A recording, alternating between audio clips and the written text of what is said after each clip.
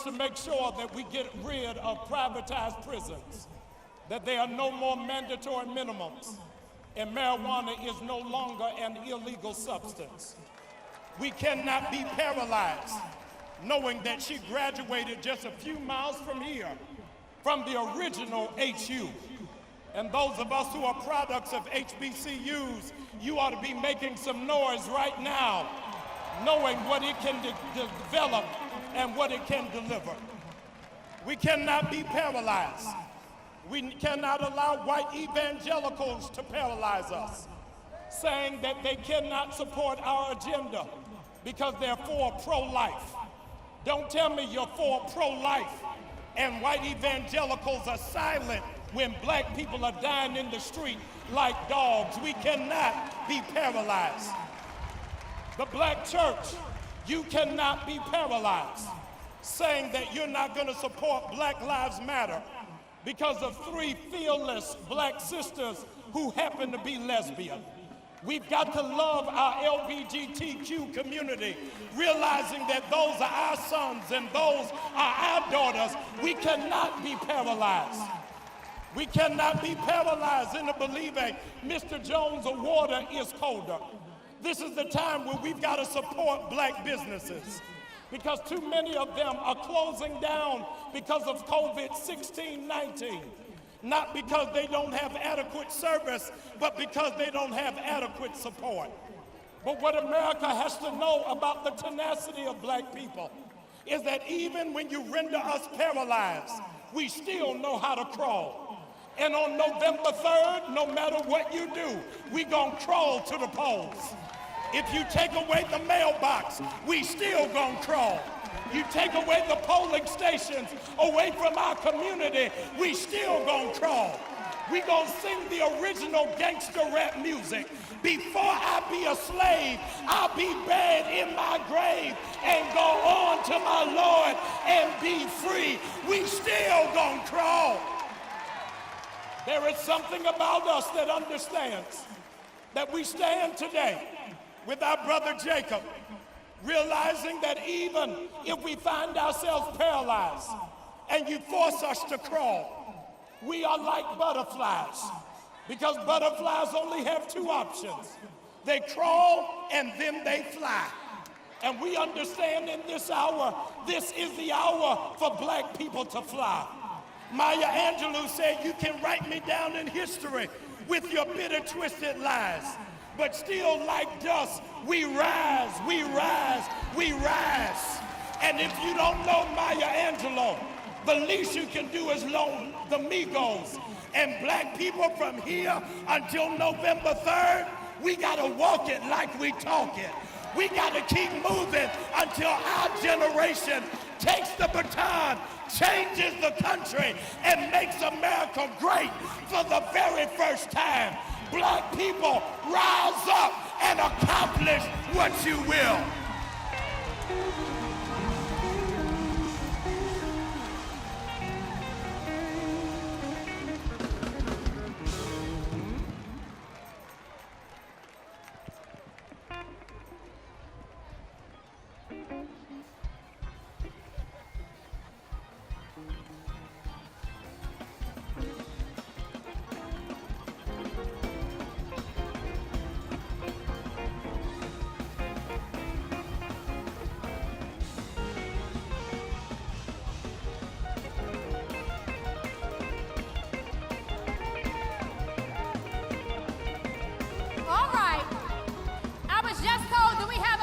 Of mothers from Georgia, are you in the house?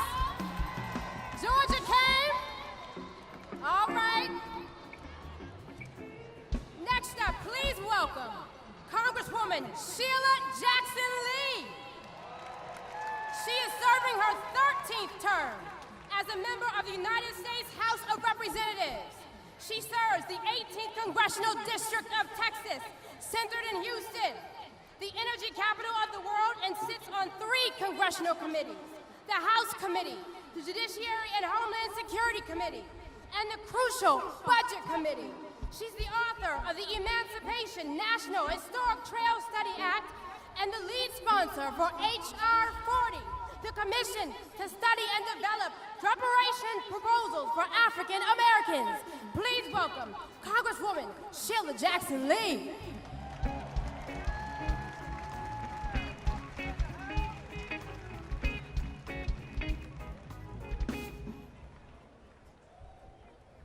I am a black mother who happens to be a congresswoman. I'm a black mother who happens to understand that black lives do matter every single day of my life.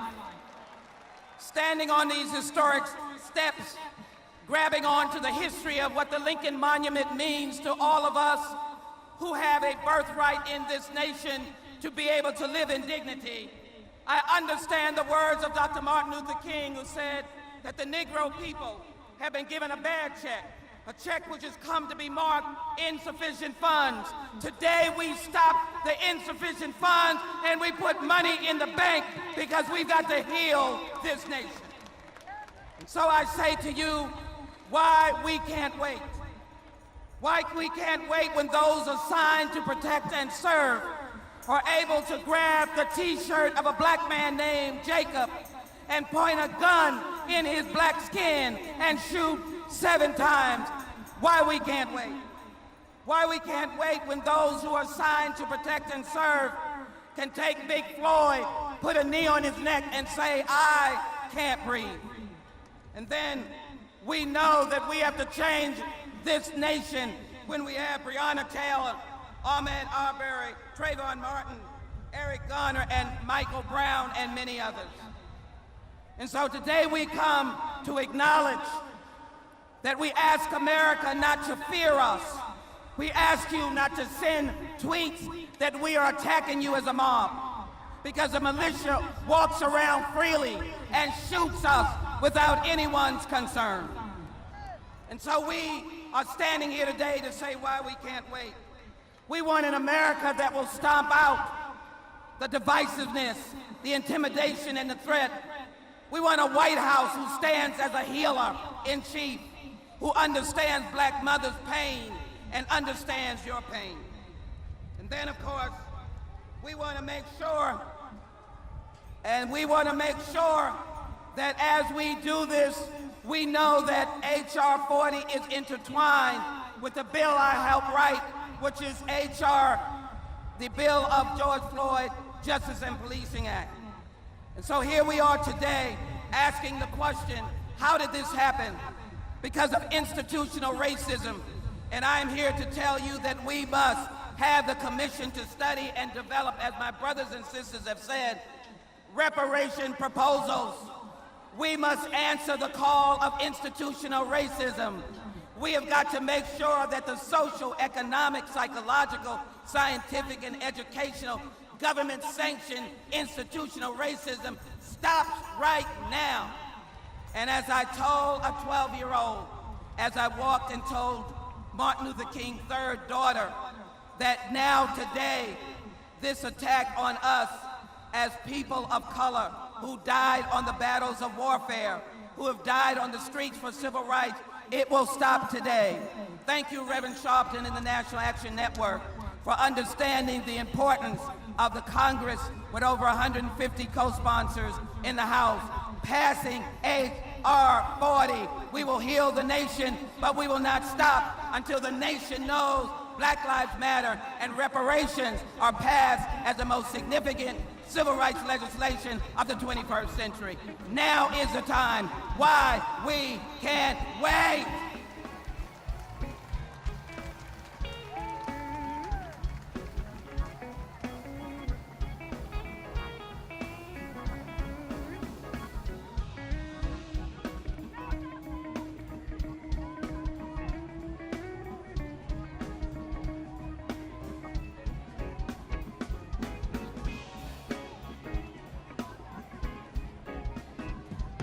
Reparations now. Let's hear it for Congresswoman Sheila Jackson Lee.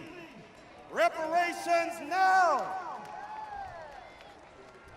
Our next speaker from Ohio is a powerhouse who stands with the people, serving as vice chair of the Congressional Black Caucus and first ever chair of the Diversity and Inclusion Subcommittee, a sought-after public speaker and previously recognized as one of Ebony Magazine's 150 most powerful African Americans in the United States. She has written 93 pieces of legislation and co-sponsored over 1,600 bills. She is calling on Congress to recognize racism as a national crisis.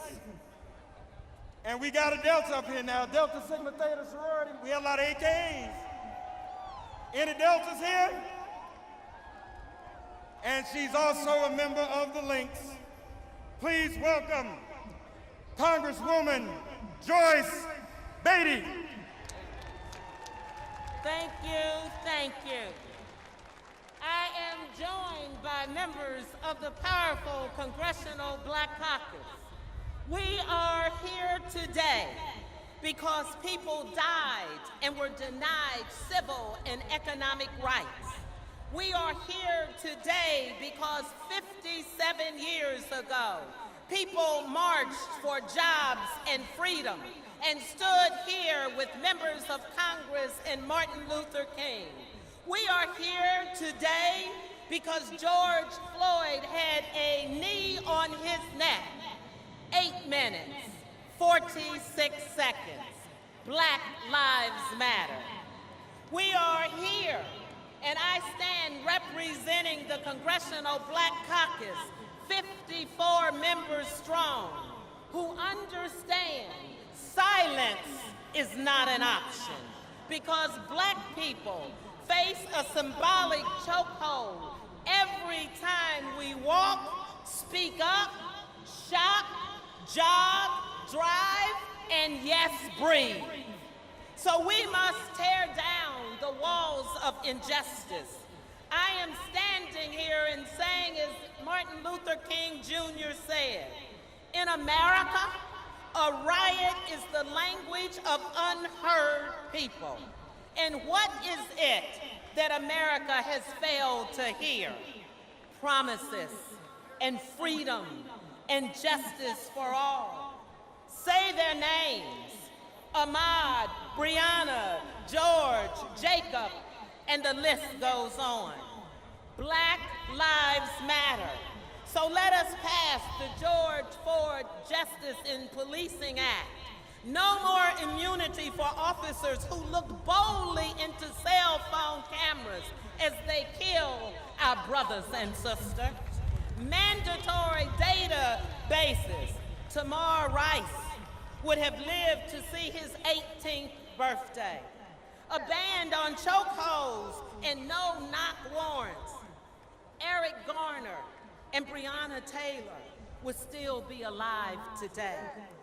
We are pushing to recognize racism as a national crisis.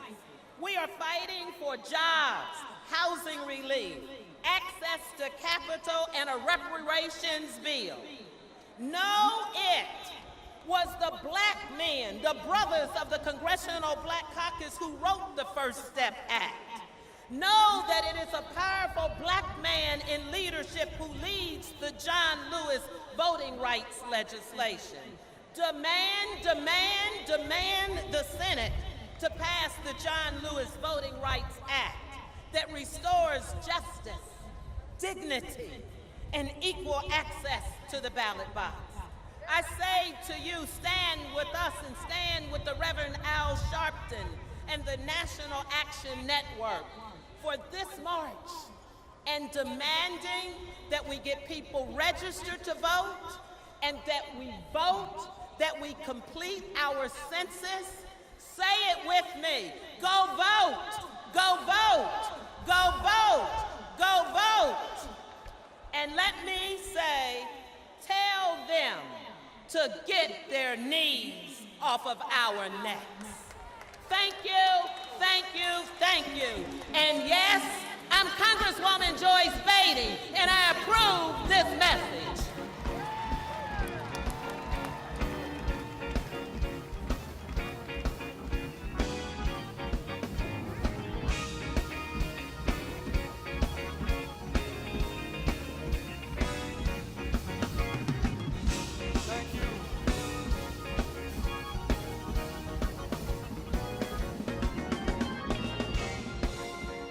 Thank you to Congresswoman Beatty. As we said before, going back to 1963, organized labor has been a part of this. Here is the president of the 1.7 million member American Federation of Teachers, AFL-CIO, which represents teachers, paraprofessionals, school-related personnel, higher education faculty and staff, nurses, and other healthcare professionals, local, state, and federal government employees, and early childhood educators. Please welcome the president of the American Federation of Teachers, Randy Weingarten, and she'll be joined on stage by Everett Kelly of the American Federation of Government Employees, and our brother Ken from the International Union, Ken Rickmadian of the International Union of Painters and Allied Trades. You all welcome them as they come. Organized labor, y'all, give them a round of applause.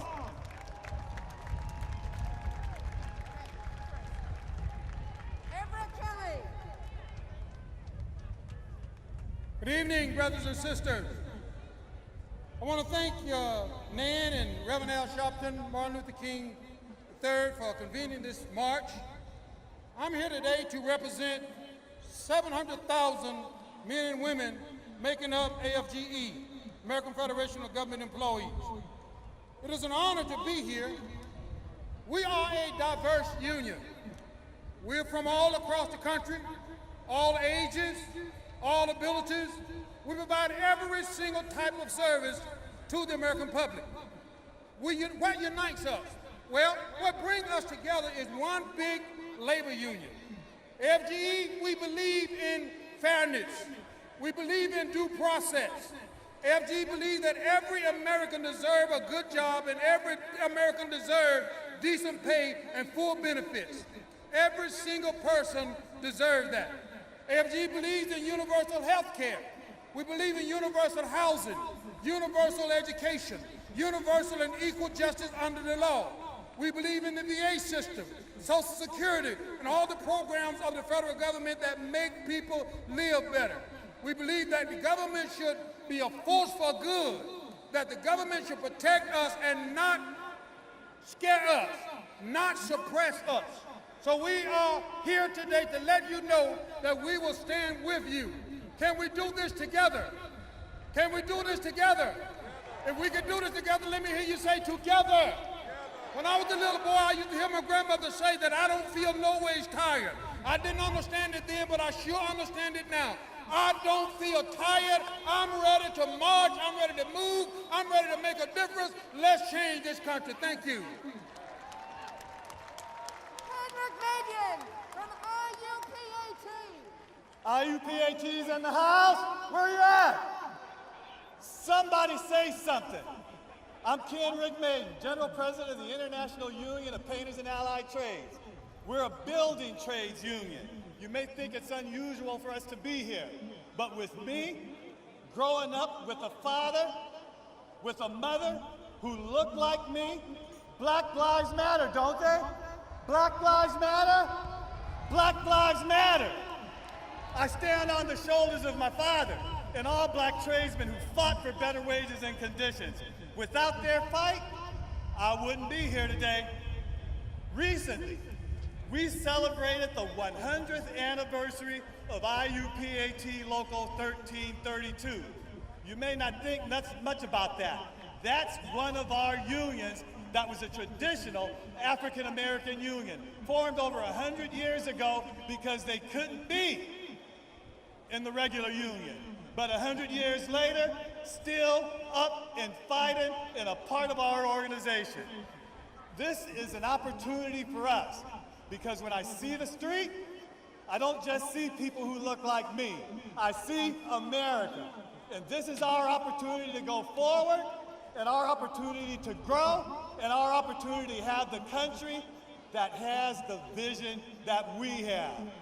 All lives matter.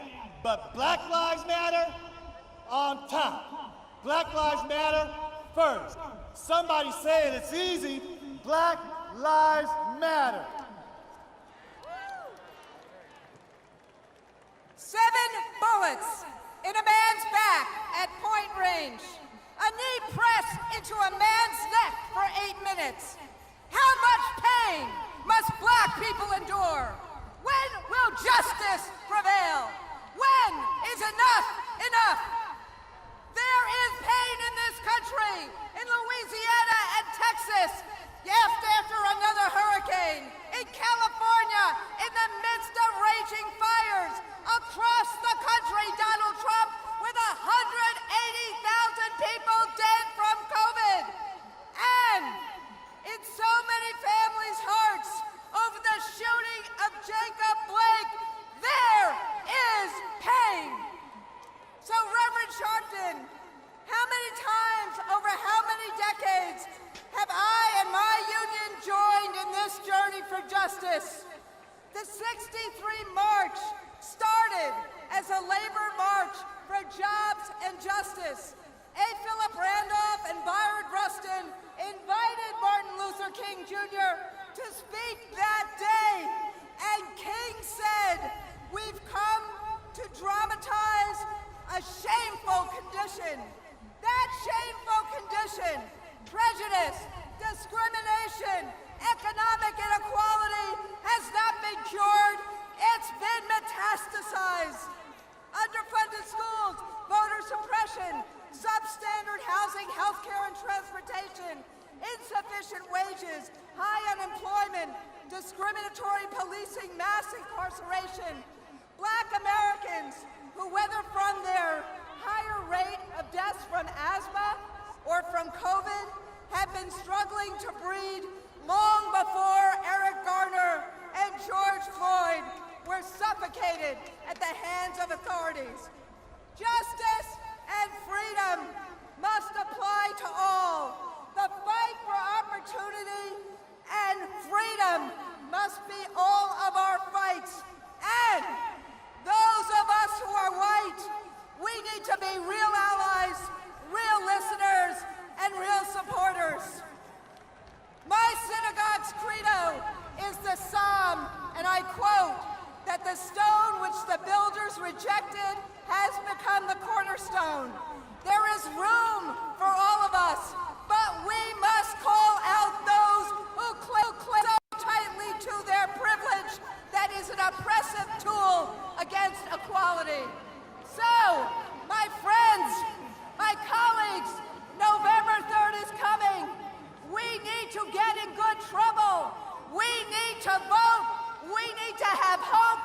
We need a president who will sign the bills that the House has passed to make this country more fair, more just, more equal. That is our job this day and every day. Thank you. And then I also, as you all know, need to recognize the Postal Workers Union. Thank you. All right. Cheers for organized labor. Let's hear it for organized labor. Give them a round of applause. No time for them to speak, but the Postal Workers Union is in the house. Pray for our postal workers. Our next speaker in the Obama administration served as Assistant Attorney General for Civil Rights, Secretary of Labor, and now today, he is the chair of the Democratic National Committee. Our friend and brother, please welcome Tom Perez. All right. Good afternoon. Thank you, Reverend Sharpton and Martin Luther King III for your extraordinary leadership. Thank you to the National Action Network. Folks, I live in Maryland. We lost a remarkable person last year when my fellow Marylander and mentor Elijah Cummings passed away. And before he passed away, he reminded us all of our civic duty. He said, when we're dancing with the angels, the question will be asked, what did we do to make sure we kept our democracy intact? Did we stand on the sidelines and say nothing, or did we fight back? Did we fight back for justice? Did we fight back for equality? Did we fight back for Black lives? By being here today, you are answering all those questions with a resounding yes. We are all fighting back, but our fight cannot end here. Just as we march to this mall, we must march to Congress, to the United States Senate in particular, to demand passage of the John Lewis Voting Rights Advancement Act and the George Floyd Justice in Policing Act.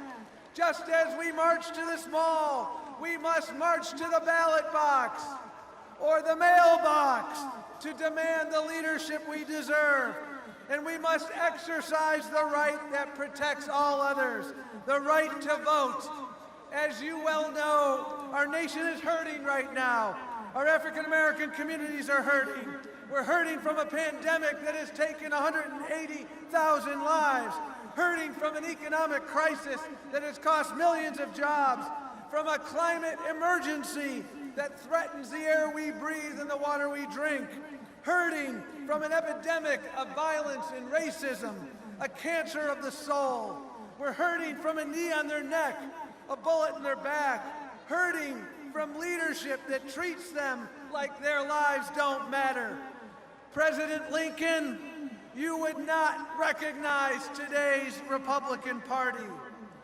Our African American brothers and sisters are not alone. Dr. King spoke of the inescapable network of mutuality. In this moment of crisis, so many Americans are bound together in the mutual struggle for justice, dignity, and opportunity.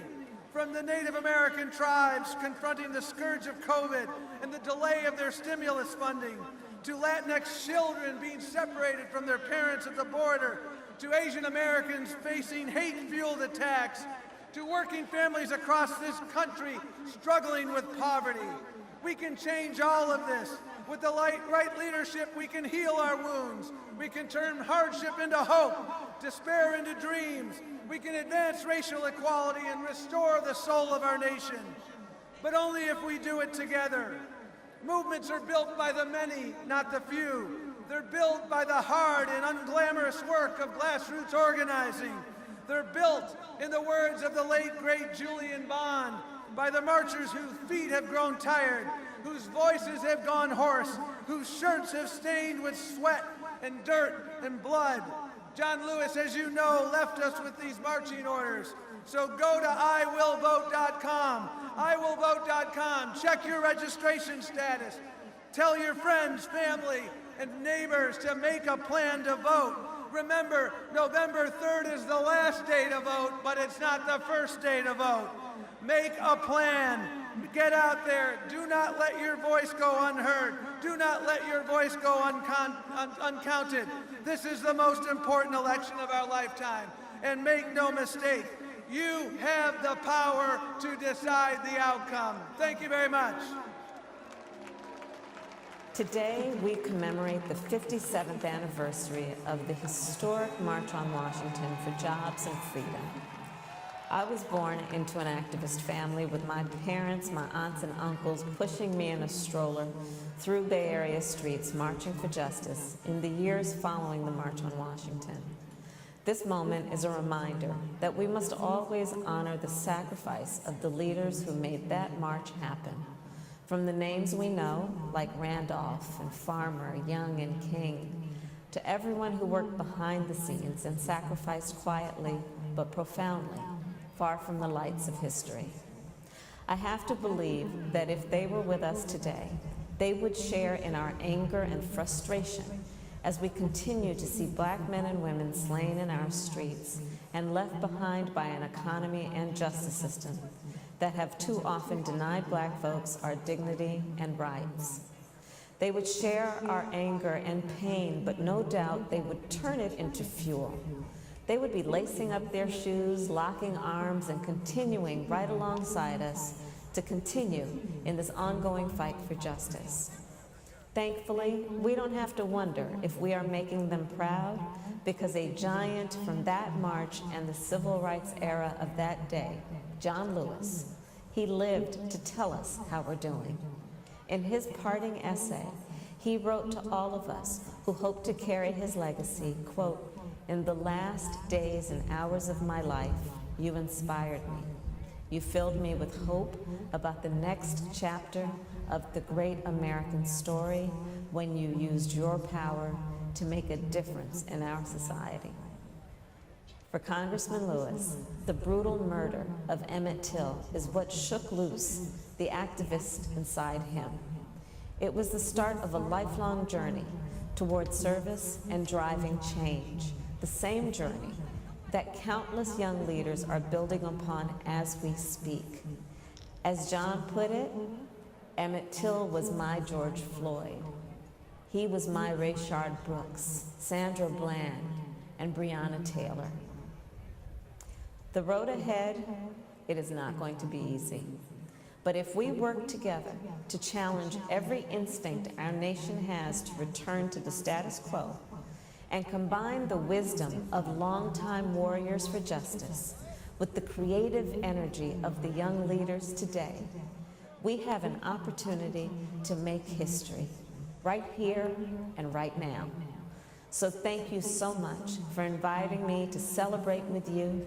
Let's march on in the name of our ancestors and in the name of our children and grandchildren. Thank you. Let's hear it for Senator Kamala Harris. Our next speaker is one of the legacy original organizations that was here in 1963 in the person of Whitney Young. Please welcome the former mayor of New Orleans, the president and CEO of the National Urban League, Mark Morrell. Black Lives Matter. I want to thank Reverend Al Sharpton and the National Action Network, my friend and brother, as well as Martin Luther King III, for assembling us here on August 28th in the year 2020. In 1963, courageous men and women descended on this site, led by 6 legacy civil rights organizations, including the National Urban League. At that time, the National Urban League was led by one of the great Americans of the 20th century, Whitney M. Young, Jr. He stated from this very place at that time and on that day, on August 28, 1963, that our civil rights, our voting rights, our rights to human dignity were not negotiable. We have come back on August 28th in the year of 2020, in this 21st century, to say today that our fight for racial justice is not negotiable. We're here today to say that transforming our criminal justice system and purging it of mass incarceration and systemic racism is not negotiable. That protecting our sacred right to vote from suppressors, be they legislators, be they presidents, be they Russians, is not negotiable. That defending our right to a living wage so that every American can live in dignity is not negotiable. That dislodging structural racism that infects every institution in American life is not negotiable. That equitably funding all of our schools so all of our children can learn, and providing them with computers and broadband connectivity, and they can live and thrive with their God-given talents is not negotiable. That a fair and accurate census so that all of us are counted in accordance with the Constitution is not in 2020 negotiable. That eliminating the structural and shameful disparate impact of COVID-19 in 2020 is not negotiable. That reforming police, both police policies and police culture, and reallocating funding to summer jobs for youth, to mental health services, to homeless services, and to end the violence against our black man is not negotiable. Hands up I can't breathe. Hands up, don't shoot. In 1963, when they gathered on this site, brothers and sisters, just a few weeks before they gathered, that great civil rights leader, Medgar Evers, was assassinated on the front lawn of his home in Jackson, Mississippi. At that time, they were fighting a poll tax, a literacy test, I should say, that did everything possible to prevent us from voting. In 2020, we come here when the very success of 1963, the Voting Rights Act, has been gutted by the Supreme Court. We come in 2020 where Jacob Blake and George Floyd and Eric Garner and Tamir Rice and Trayvon Martin and Sandra Bland and too many black men and women, Breonna Taylor, have died or been disabled at the hands of the police. So we're here to make some demands. Number one, we want the George Floyd Justice and Policing Act to pass now, not tomorrow, not next week, not next year. Say it, pass the George Floyd Justice and Policing Act. Number two,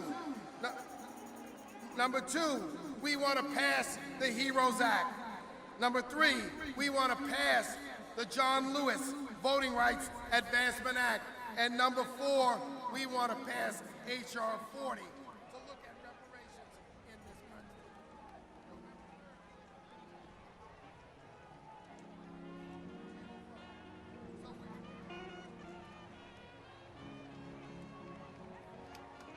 Walk, if we have to run, if we have to, we will vote.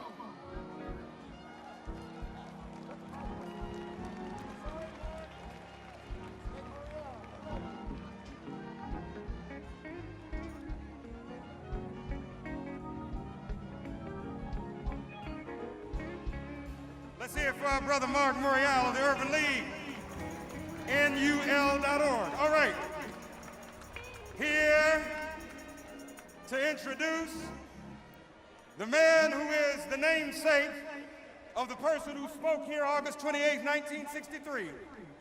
Here to introduce one of our men of the hour, Martin Luther King III, is none other than the congressman representing the 9th Congressional District of Texas, Congressman Al Green.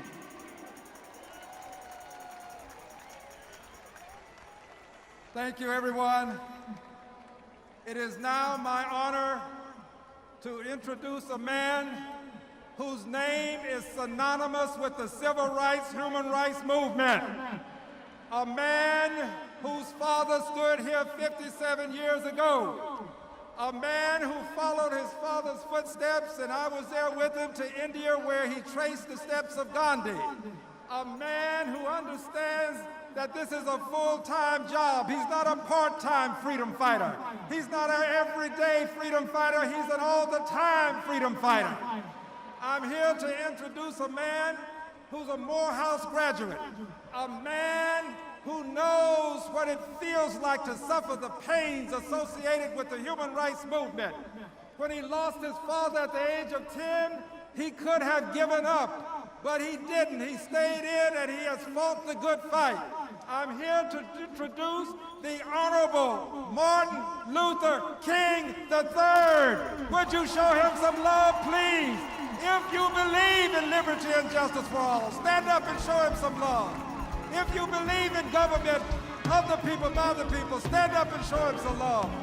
Show Martin some love. Show his father some love, his mother some love, his wife Andrea some love, his daughter Yolanda some love. Show them some love. God bless you. God bless the King family.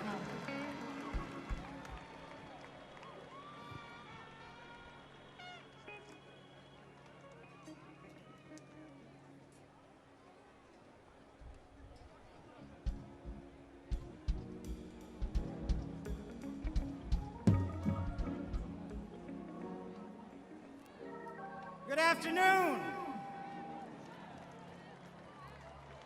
I am so honored to be here, but before I say something, I want you to hear from the future of our nation. the only granddaughter of Martin Luther King Jr. and Coretta Scott King, my daughter and Andrea's daughter, Yolanda Renee King.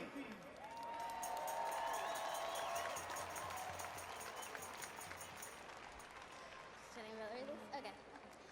Some of you may remember that 2 years at the March for Our Lives, I said, spread the word. Have you heard? All across the nation, we are going to be a great generation.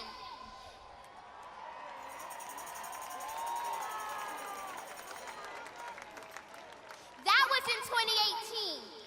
I didn't know what would hit us in 2020. A pandemic that shut our schools and put our young lives on hold. More killings of unarmed black people by police. Attacks on our right to vote.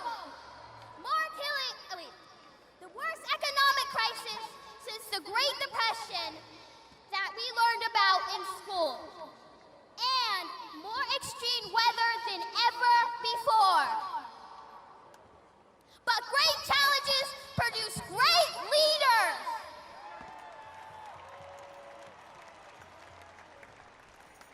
We have mastered the selfie and TikToks. Now we must master ourselves. Less than a year before he was assassinated, my grandfather predicted this very moment.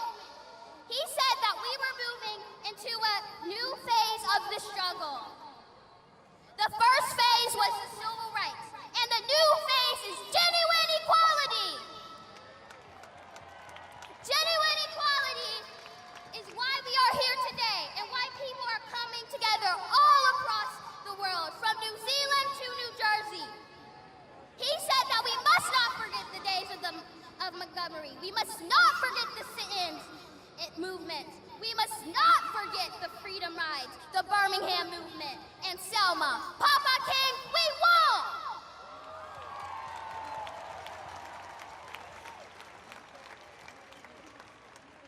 My generation has already taken to the streets peacefully and with masks and socially distanced to protest racism. And I want to ask the young people here to join me in pledging that we have only just begun to fight, and that we will be the generation that moves from me to we. We are going to be the generation that dismantles systemic racism once and for all, now and forever. We are going to be the generation that calls a halt to police brutality and gun violence once and for all, now and forever. We are going to be the generation that reserves climate change and saves our planet once and for all, now and forever. And we are going to be the generation that ends poverty here in America, the wealthiest nation on earth, once and for all, now and forever.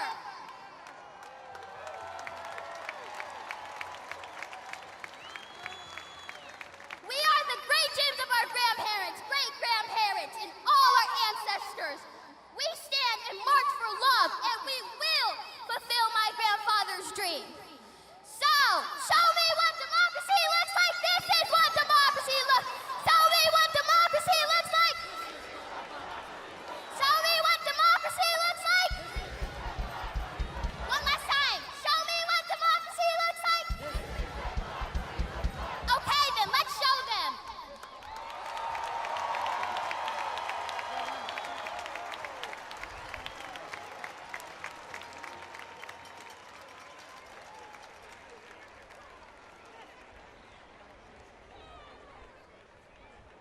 A proud dad.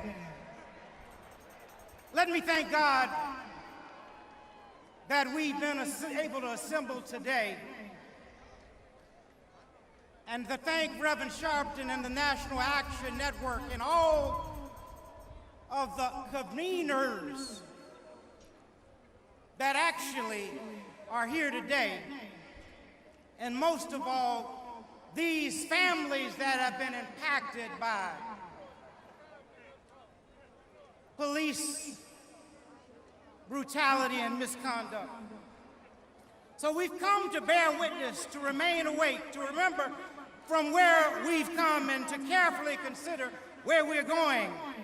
Whether you're here in person, online, or watching on MSNBC and other networks, thank you for joining us for this March on Washington.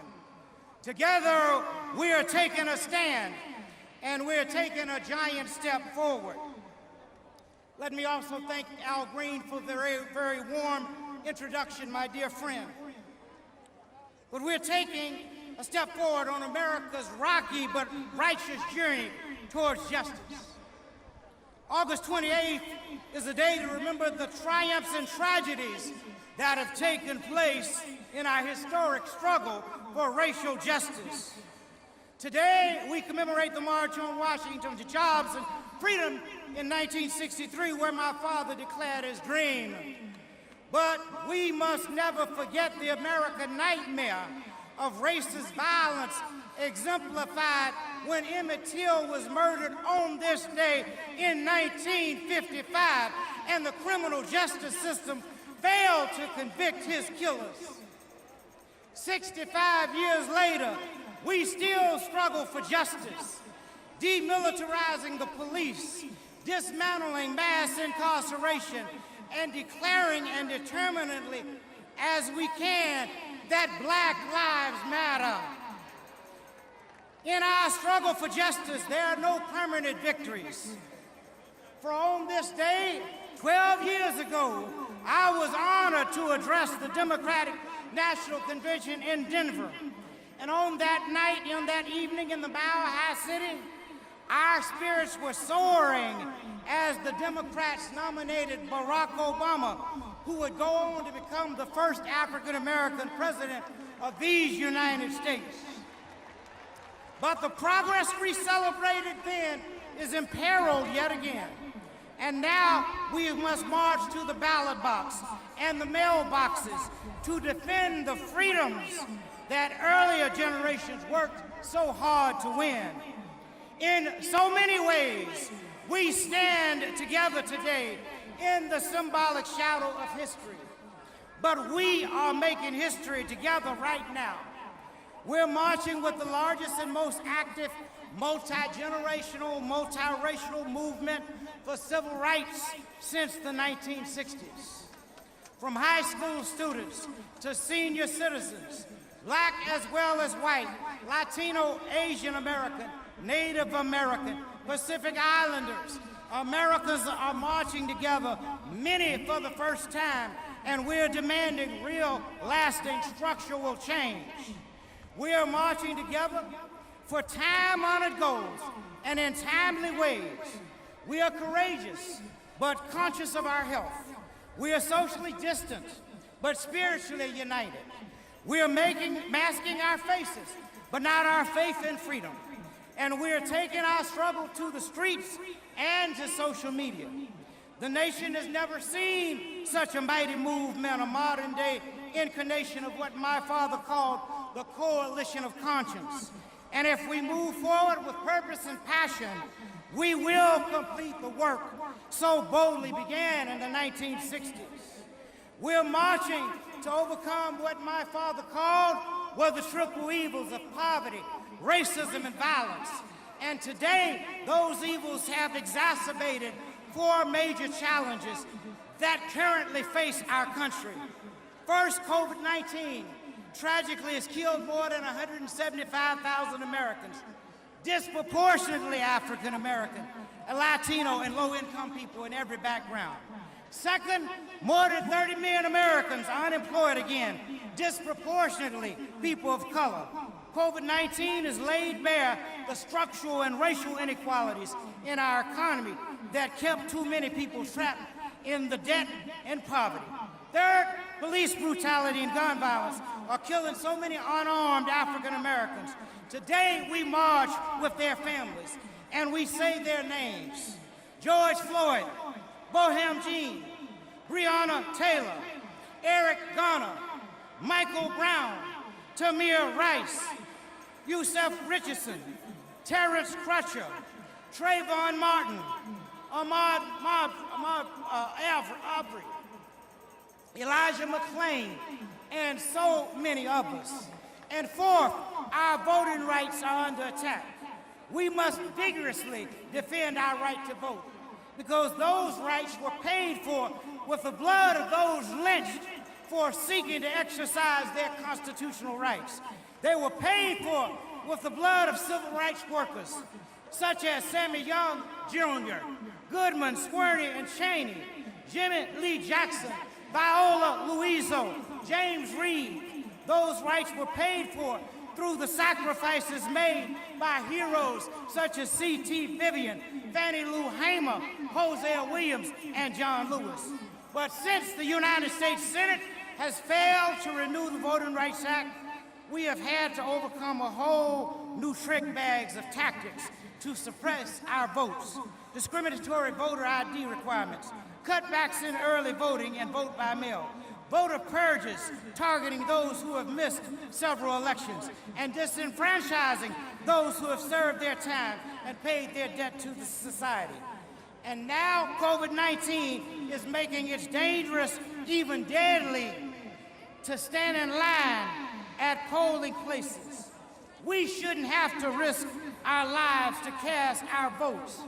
We need to be able to do what President Trump does, vote safely by mail. But now we are struggling to overcome the dismantling of the U.S. Postal Service for the express purpose of suppressing our vote. With all these threats to our lives and liberties, our challenge is to use this moment to expand this movement, a movement that not only raises its voice, but casts its votes, pursues its vision, and makes lasting change. The scripture says, where there is no vision, the people perish. Our vision is best expressed by a phrase we must never forget. That is the beloved community. With those words, my father, John Lewis, Ella Baker, Rosa Parks, and so many other historic women and men envision an America whose dramatic practice is as good as its promise. An America where the triple evils of poverty, racism, and violence will be replaced by peace, justice, and shared abundance, and where hate and fear finally give way to help and love. To achieve that America, we need to raise our voices and cast our votes. Over the weeks ahead, culminating on Election Day, we need to vote as if our lives and our livelihoods, our liberties depend on it, because they do. No person, no people are more keenly aware of the risk of disenfranchisement than those who've suffered from it. There's a knee upon the neck of democracy, and our nation can only live so long without the oxygen of freedom. The strength must be exercised by more than rhetoric and more than marching. The simple challenge before us is that everyone can cast a ballot, and everyone who can must cast a ballot. And that ballot that is cast must be counted, and the result must be transparent and known to the whole world. And so today, I can call on everyone with the means to drive people to the polls, to make a plan for yourself, for your family and your neighbor, for those organizations and companies that care about democracy. I call on you today to offer your resources and your capacity to make sure every ballot is counted.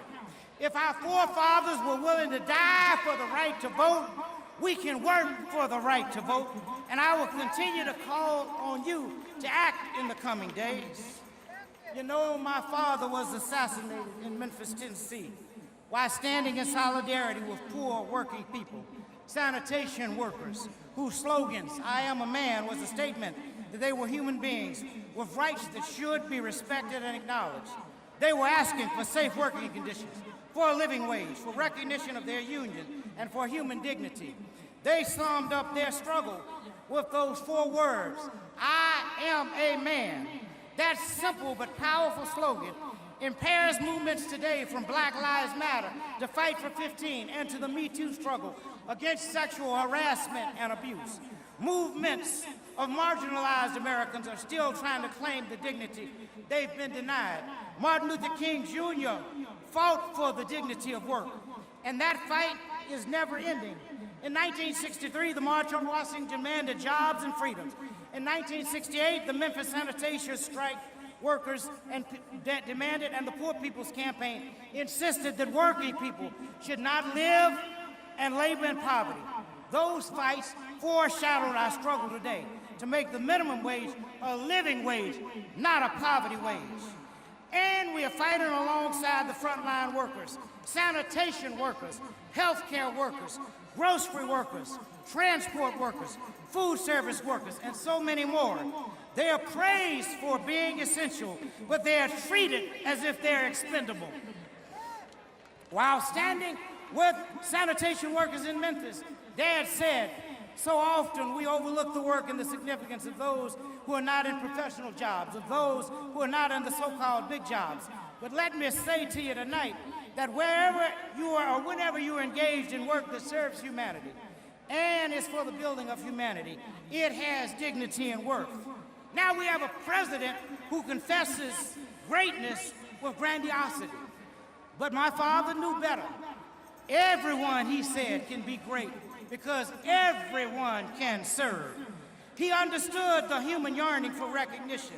And in his famous speech, he explained that everyone wants to be a drum major, the leader of the marching band. And he challenged us to channel our drum major instinct into becoming drum majors for justice. While we honor our history, we must be a living movement, not a monument. If Dad were here today, I'm sure he would implore us not to deify him or selectively quote him when convenient. He would want us to be drama majors for justice, to champion the ideals he promoted, racial justice, social equality, and peace. And he would gently but intently challenge us not to dwell upon the past, but to live and labor in what he called the fierce urgency of now. So if you're looking for a savior, get up and find a mirror. We must become the heroes of the history we are making. And us means all of us. In 1963, after my father spoke, Bayard Rustin, the architect of the march, asked the participants to join in demanding that Congress pass strong civil rights and voting rights laws. More than half a century later, we must demand that the United States Senate stop blocking passage of the George Floyd Justice in Policing Act and the John Lewis Voting Rights Restoration Act. And so when we conclude today, let's remember that this is the commitment march in the spirit of 1963. I ask you to join me in pledging to act in three ways. First, because our civil and human rights are at stake in this election, I ask you not only to register and vote, but make sure that at least one other person registers and votes. Second, I ask you to commit to service and struggle in your community, from voter registration to raising the minimum wage, to demilitarizing the police. Get involved with one or more of many worthwhile struggles in your community. And third, I ask you to pledge, as my father and John Lewis did, to get into good trouble and do it nonviolently. Remember that in the fight against injustice, nonviolence doesn't mean passive acceptance. It means peaceful resistance. We must come together and join with the Black Lives Movement to raise our voices and say enough is enough.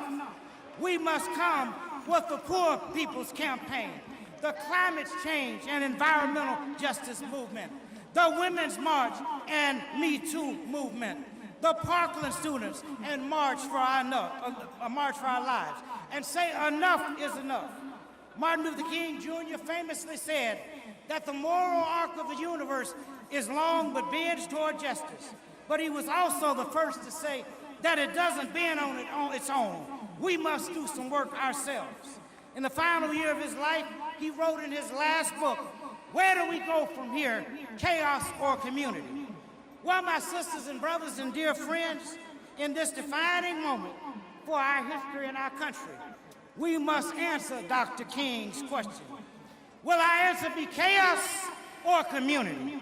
I believe some have chosen the answer with chaos, including the current occupant in the White House today. But we who believe must choose community Because if we choose community, we can avoid watching the dream turn into a permanent nightmare. If we choose community, 50 years from now, people will say that we were able to redeem the soul of America and begin to fulfill the promise of democracy by systematically eliminating systematic racism and exploitation. My friends, if we choose community, we will be able to answer in the affirmative to the scripture. Here comes that dreamer. Come, let's slay him, and we shall see what will become of his dream. Finally, this afternoon, I want to say to you, not only do I come as a protester, but I come as a victim. My daddy was killed when I was 10 years old. Gunned down, you know that, by assassin's bullet. Some of you know but may not know. 6 years later, my daddy's mother, my grandmother, was gunned down in the church while praying the Lord's Prayer. So I understand what it means to lose a loved one. But I'm so thankful that my grandfather and my mother and my aunts and uncles taught me about love, because Granddaddy used to say, I refuse to allow any person to reduce me to hatred. The man that killed my lovely wife and the man that killed my son, I refuse to allow them even to reduce me to hatred. I love everybody. I'm every man's brother. If we're going to resolve these issues in America, we've got to come together. Dad talked about it in that sermon, Levels of Love. He talked about all of them. I'm only going to talk about the highest level of love. That love that seeks nothing in return. That love that is totally unselfish. You love someone if they're young, you love them if they're old. You love them if they're black, you love them if they're white. You love them if they're Native American. You love them if they're Hispanic or Latino American. You love them if they're African. You love them if they're Asian. You love them because you know that God calls you to do that. And if we're going to resolve all of these conflicts and crises in America, we got to find a way to do it in love. Thank you, and God bless you. And let's keep on keeping on. Hello, 57th March on Washington. I'm Joy Ann Reid from MSNBC, and I wish that I could be there with you today, as Reverend Al Sharpton is my colleague, my friend, my off-the-record pastor, and my big brother. I arrived in East Flatbush, Brooklyn, New York in 1986 at age 18, having left when I was 2. It was an era when Black Lives Matter meant Michael Griffiths, Yusuf Hawkins, Sean Bell, Amadou Diallo, Patrick Dorisman, and Gavin Cato.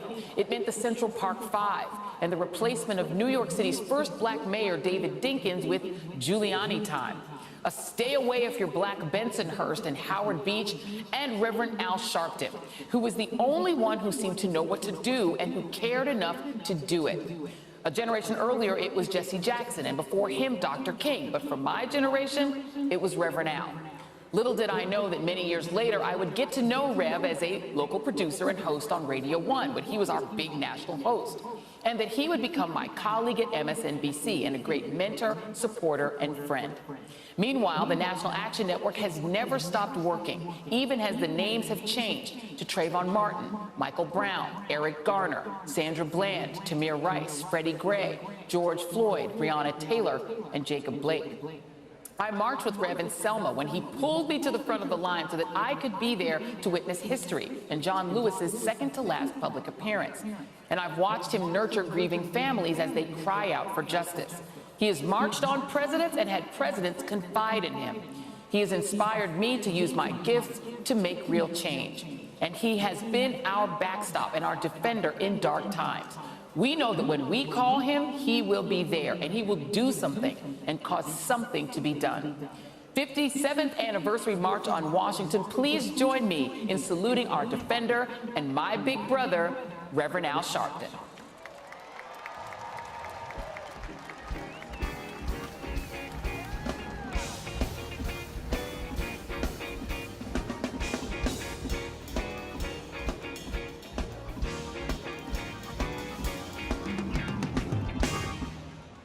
No justice.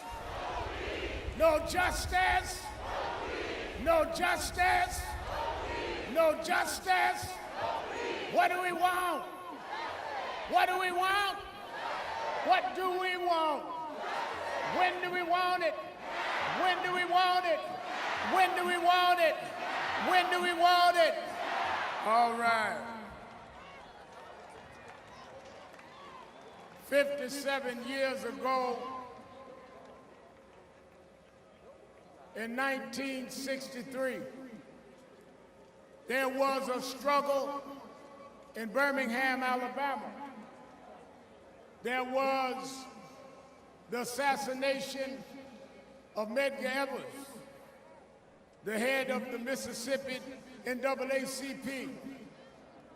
In the middle of struggle and murder, they came to Washington to demand that the federal government give them a Civil Rights Act and voting rights. They marched that day, in a hot, blistering day like today, saying that as we struggle, we need legislation. And they stayed on that movement until they got the Civil Rights Act of 1964 and the Voting Rights Act of 1965. They came young and old. They came from the South. Many of them couldn't stop on the road to use a bathroom because it was against the law, but they came anyhow. Many of them couldn't stop and eat in a restaurant.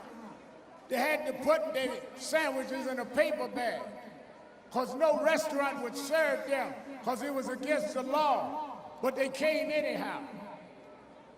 Many of them couldn't rest in a motel overnight, but they came anyway because it was against the law for them to stop.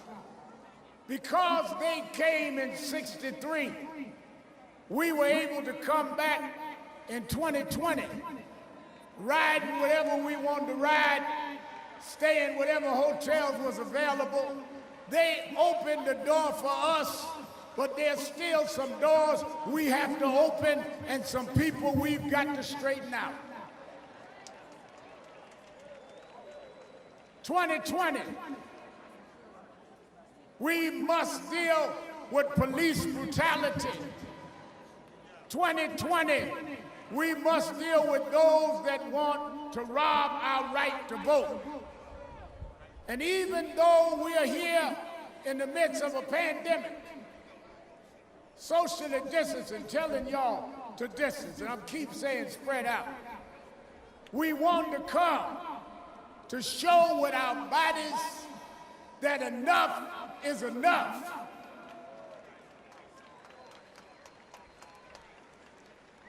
When I was headed to George Floyd's funeral,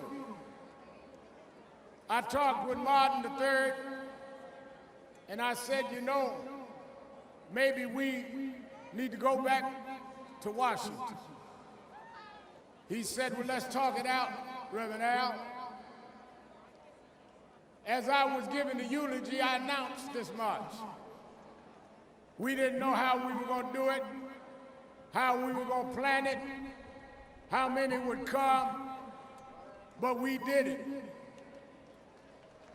Why are we in Washington?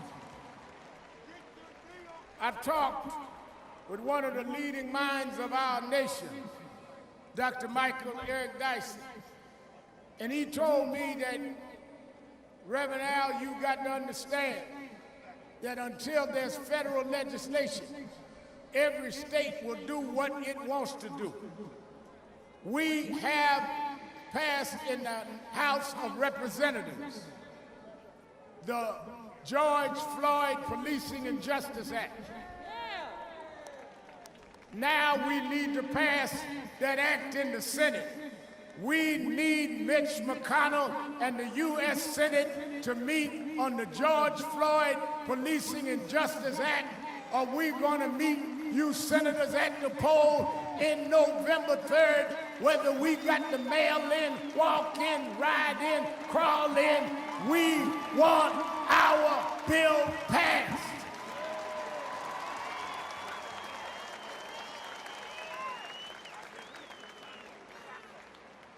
Several weeks ago, John Lewis, an outstanding congressman, made his transition. Last time Martin and I were here, he was with us, John Lewis. He and Reverend Hosea Williams and Amelia Boykin were beaten on the Edmund Pettus Bridge, tear gas, that led to the Selma to Montgomery March that got us the right to vote. And that right lasted till 2013, when they took and gutted out the middle of that bill, taking away the map. Well, we come to Washington saying, how do you memorialize John Lewis and allow the bill that he stood for us to die? We want the John Lewis Voting Rights Bill for the Congress.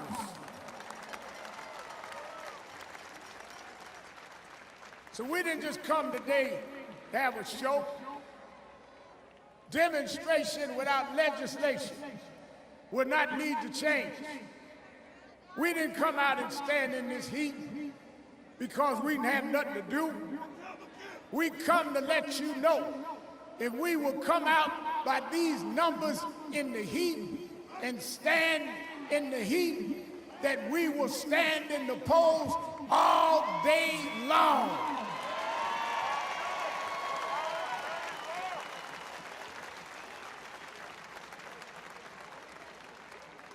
They keep telling me about how it's a shame that black parents have to have the conversation with our children.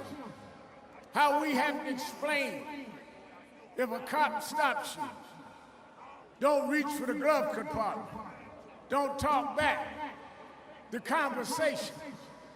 Well, we've had the conversation for decades. It's time we have a conversation with America.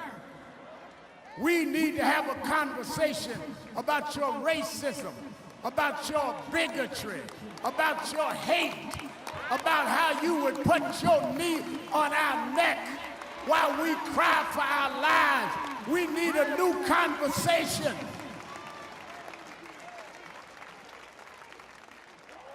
Oh, we didn't come to start trouble, we came to stop trouble.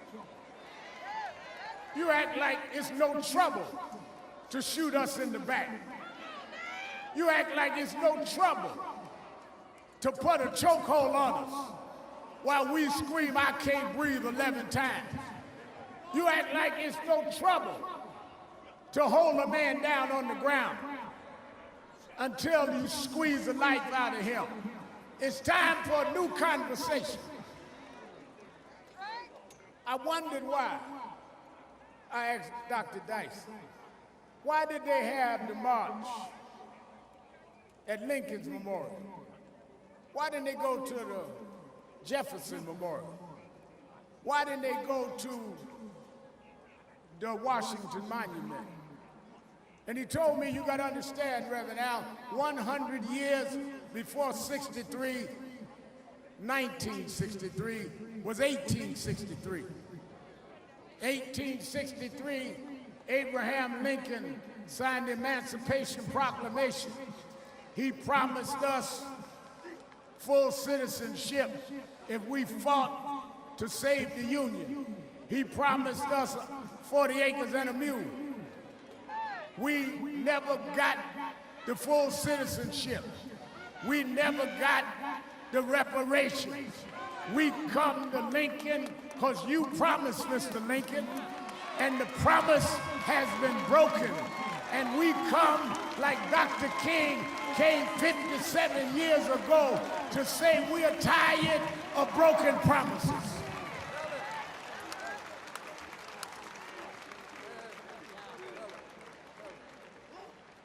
Some say to me, Reverend Al, y'all ought to denounce those that get violent, those that are looting. All of the families have denounced looting. What we haven't heard is you denounce shooting.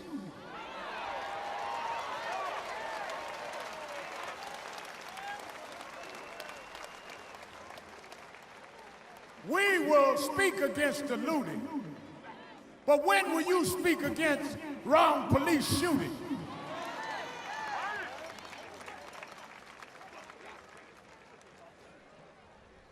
I remember Reverend Dr. Y.T. Walker sat, Reverend W. Franklin Richardson, who spoke today, and sat us down and said that after the Montgomery boycott, and they had gone to Albany, Georgia, and the movement stalled because in Albany they treated them with a certain kindness. They said they wanted to find someone that would demonstrate the raw disregard for rights. And as they did, they went all over the South. And Reverend Fred Shuttlesworth told them to come to Birmingham because there was a police chief there named Bull Connor. And Bull Connor would act in an insensitive and brutal way. Well, in 1963 and 1964, they fought Bull Connor. Here we are in 2020. We've gone from Bull Connor to Bull Trump.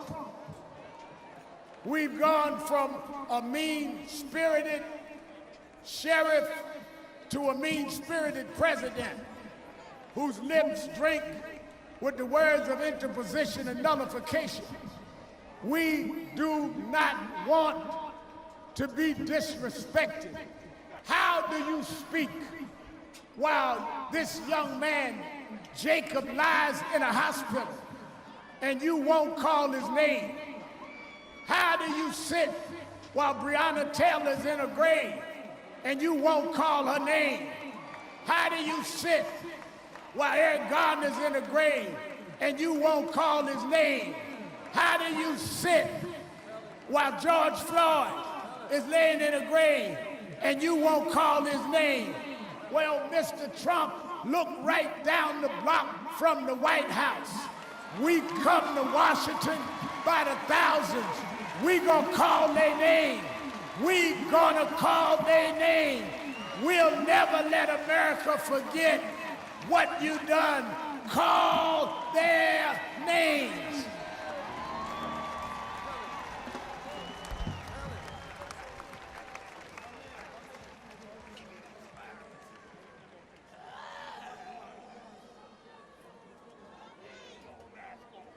This is the time. This is the time for legislative change. This is the time for us to vote like we never voted before. And don't just vote for the top of the ticket. Vote all the way down. Go down from the top to the bottom. Vote all the way to the dog catcher. We want to get rid of anybody that's in our way, because our parents died to give us the right to vote.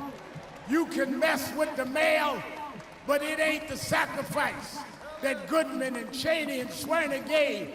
Our vote is dipped in blood. Our vote is dipped in those that went to their grave. We don't care how long the line. We don't care what you do.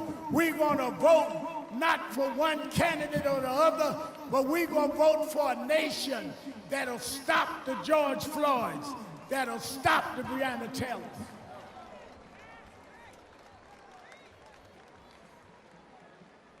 They say when George Zimmerman was acquitted for the murder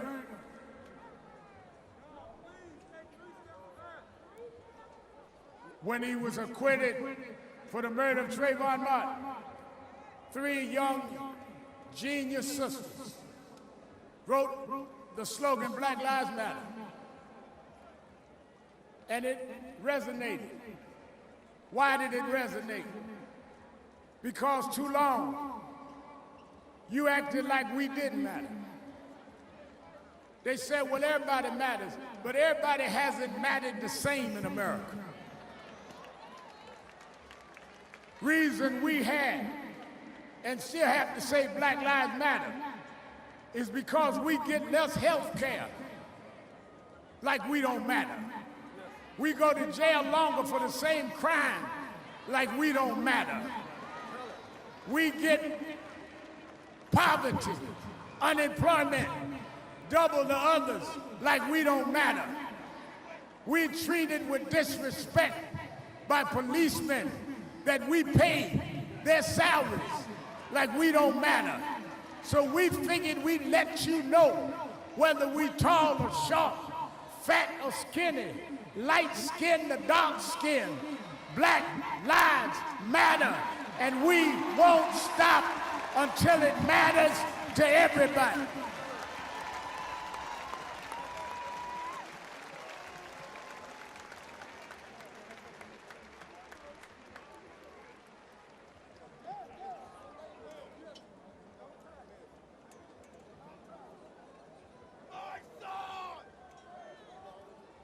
Let the sister, if she want to hold up her fist, leave her alone.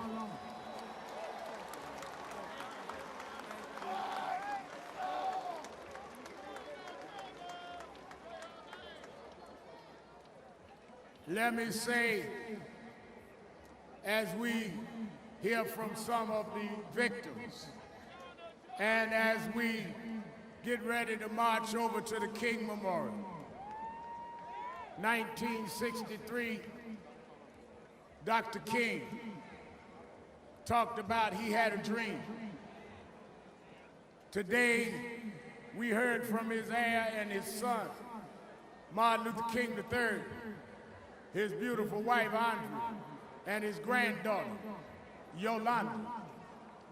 And they are, in their bloodline, the children and grandchildren of the dreamer.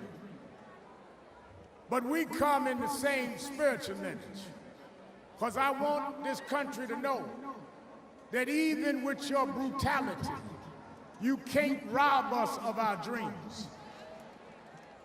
Your bigotry can't rob us of our dreams, because we've always had to dream beyond our circumstance. We always had to dream of being what we were not allowed to be. We are the dream keepers, which is why we come today black and white and all races and religions and sexual orientations to say this dream is still alive. You might have killed the dreamer, but you can't kill the dream, because truth crushed to earth shall rise again. We gonna rise, never to fall again. We gonna stand up even when our legs are tired. We gonna make this dream come true.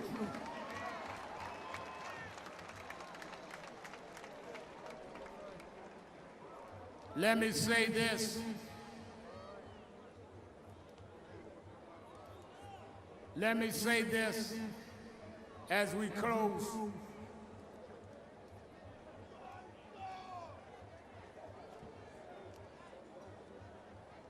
Shh. I want everybody to be orderly. Let me say this. We all should leave here committed to keeping this dream alive. I want everybody that went to the website of National Action Network Net, nationalactionnetwork.net, that wants to help us on Election Day, be poll watchers to protect our vote. I want you that will be signing up. Early voting starts in 2 weeks. We on a nonpartisan way want to put people all over this country. They want to suppress our vote. We've got to have foot soldiers that will protect the vote and that will be out there. And I want you to say to yourself that you could have been so much more. You had ideas and dreams, not only as a race, but as a person. But society had their knee on your neck.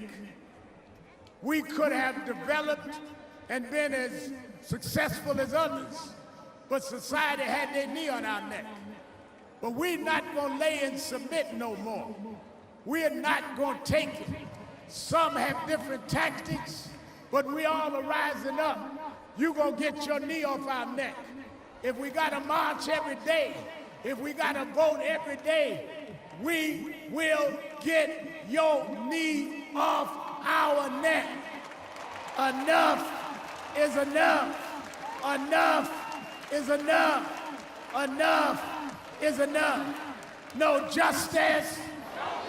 No justice. No justice. No justice. All right. I want to bring out, I want y'all to back up. I want y'all to bring, to my left is the mother of Breonna Taylor.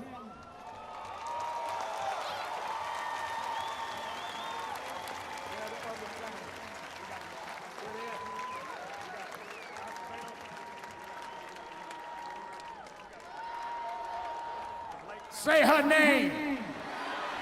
Say her name. Say her name. Say her name. Let us hear from Tamika, the mother of Breonna Taylor.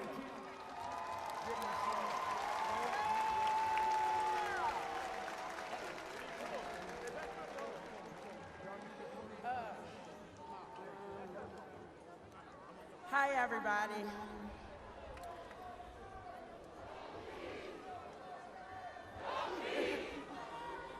First, I just want to thank everybody who's been in support of getting justice for Breonna Taylor.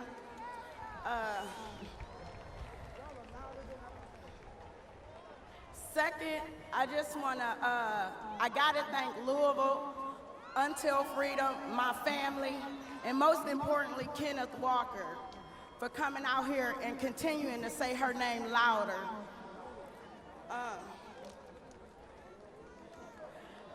What we need is change, and we're at a point where we can get that change, but we have to stand together. We have to vote.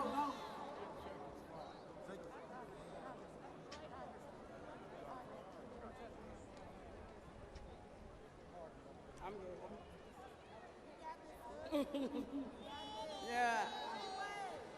Yeah. That's right.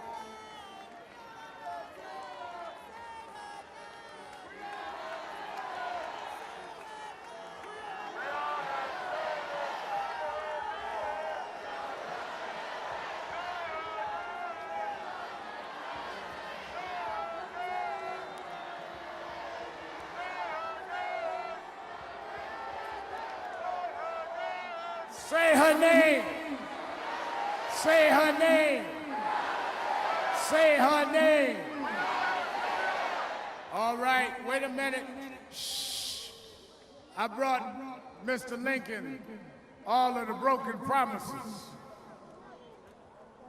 We all stopped when a man was killed with a knee on his neck, narrated his own death on videotape and didn't know they were recording. But his death has been the impetus of a global movement. I bring you his brother, the brother of George Floyd, Fionis Floyd.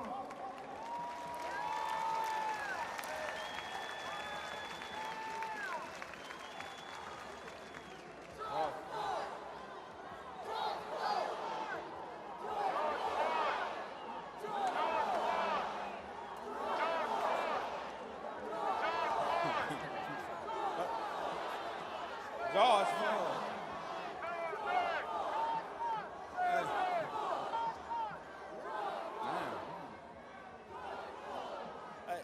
Thank y'all. Get my sister Bridget, my attorney Tony Ramanucci, my wife Keita, my sister Tanya, my nephew Brandon. Your brother. Okay. All right. I'm so overwhelmed right now with everybody is here right now.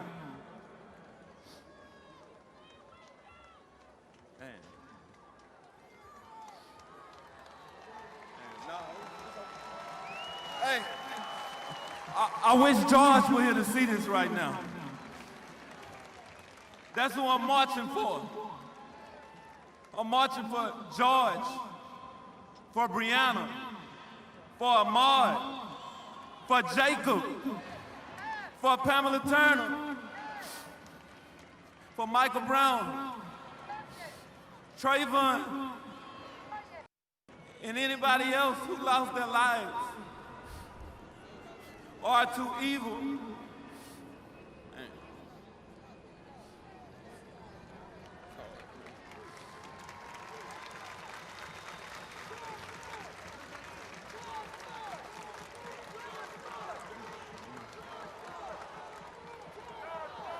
I got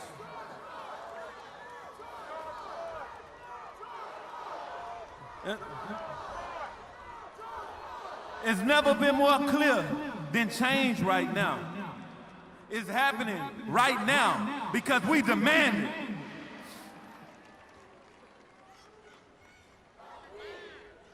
Everyone here has made a commitment because they wouldn't be here for no other reason right now. It's hot, and I know it's hot, but as of now, we here because we are being fried right now, man.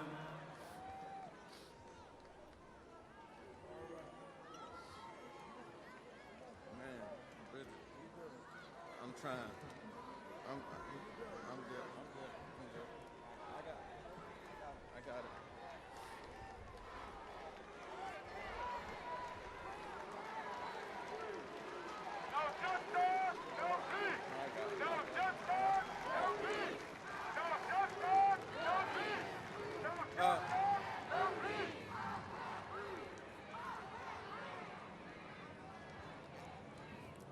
As of now, everybody out here right now, our leaders, they need to follow us while we're marching to enact laws to protect us.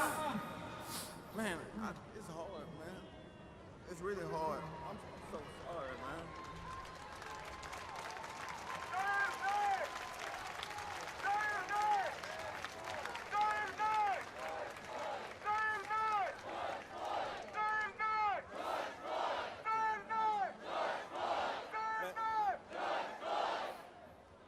My brother George, he's looking down right now. He's thankful for everything that everybody is doing right now. Y'all showing a lot of empathy and passion, and I'm enjoying every last bit of it right now. If it weren't for y'all, I don't know where I'd be right now, because y'all are keeping me running. I have to advocate for everybody, man, because right now, Jacob Blake, I'm feeling, it's hard just to talk right now. Shot 7 times, man, with his kids. That's painful.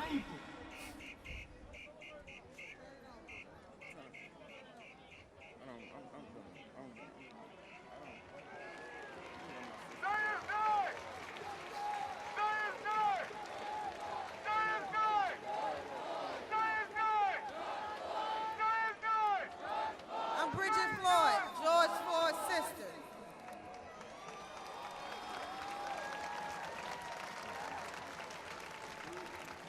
I want you guys to ask yourself right now,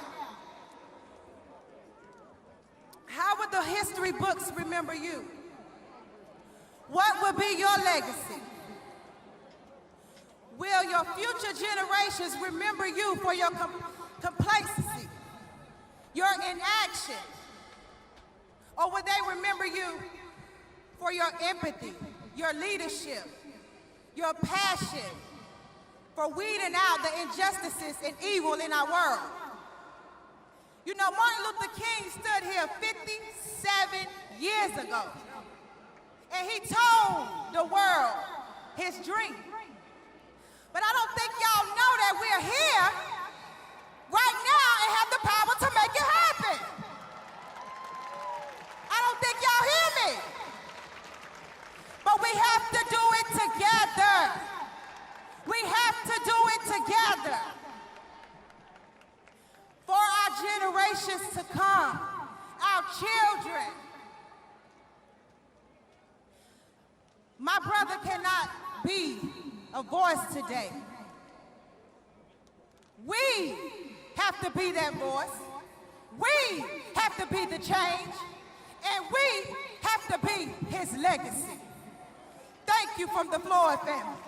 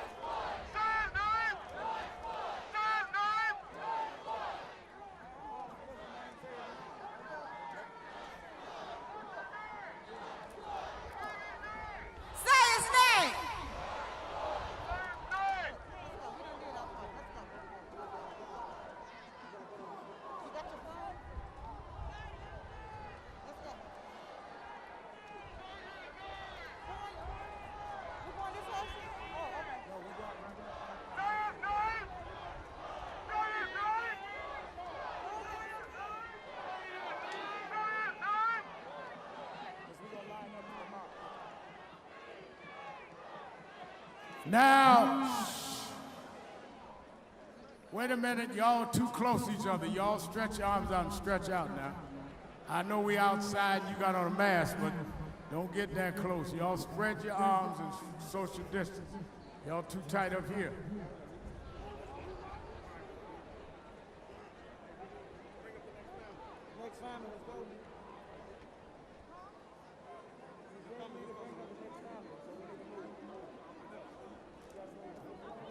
Few days ago,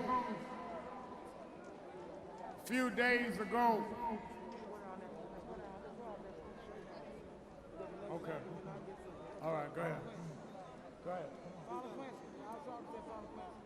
Yeah, go ahead, follow. Okay, go ahead, Quincy. Come on, sisters.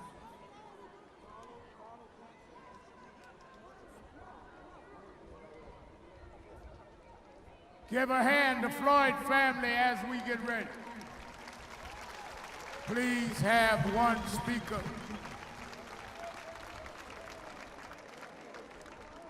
Shh.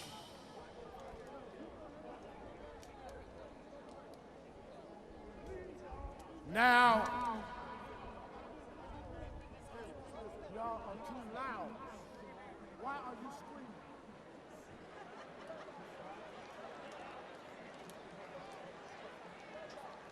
Now, a few days ago, I got a call and talked to a father whose son was shot in Kenosha, Wisconsin, 7 times in the back.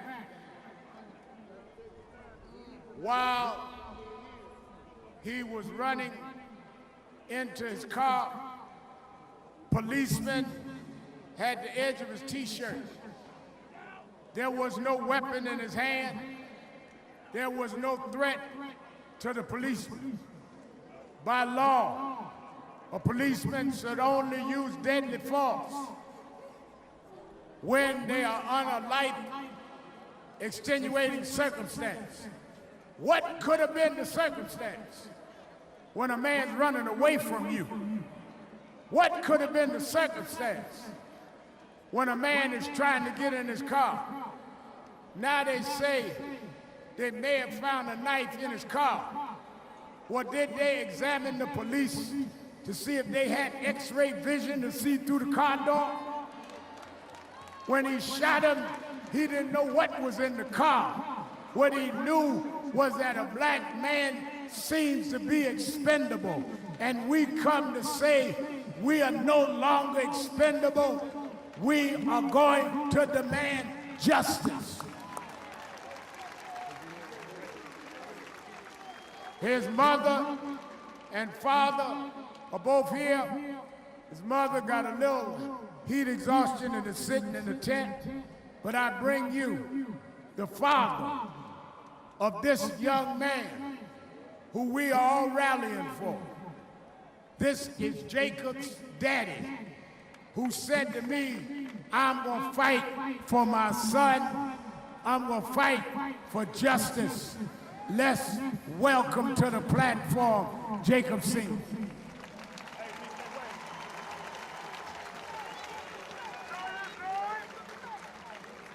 Jacob Blake, say his name. Say his name. Say his name. Say his name.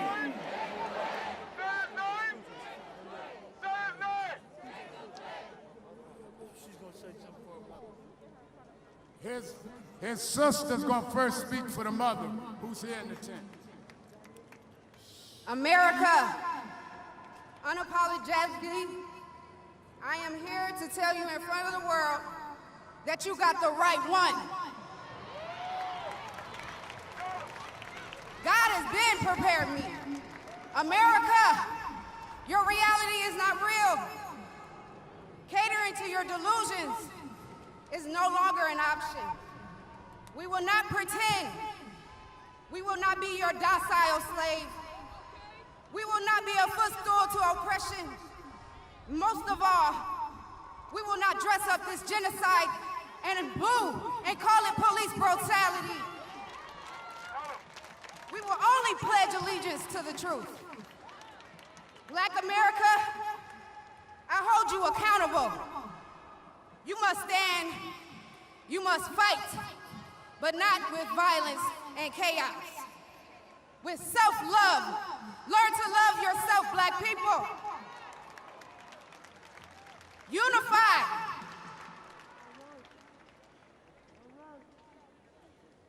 Group economics. Black women, you are your brother's keeper. I know it's heavy, but forgive him and heal. His manhood was taken from him a long time ago.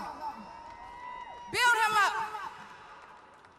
Black children, read, learn, grow, and live, and question everything. Black men, stand up! Stand up, Black men! Educate yourself and protect the Black family unit, period!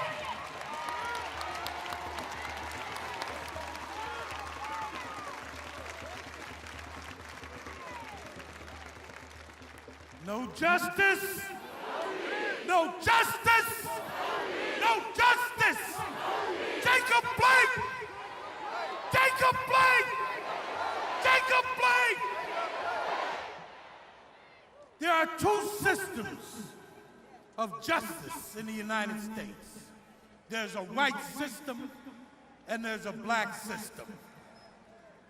The black system ain't doing so well. But we're gonna stand up. Every black person in the United States is gonna stand up. We're tired. I'm tired of looking at cameras and seeing these young black and brown people suffer. We're gonna hold court today.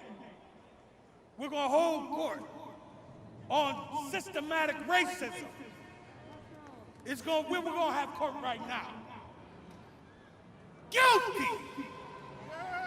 Guilty! Guilty! Racism against all of us. Guilty! Guilty! Racism against Trayvon Martin.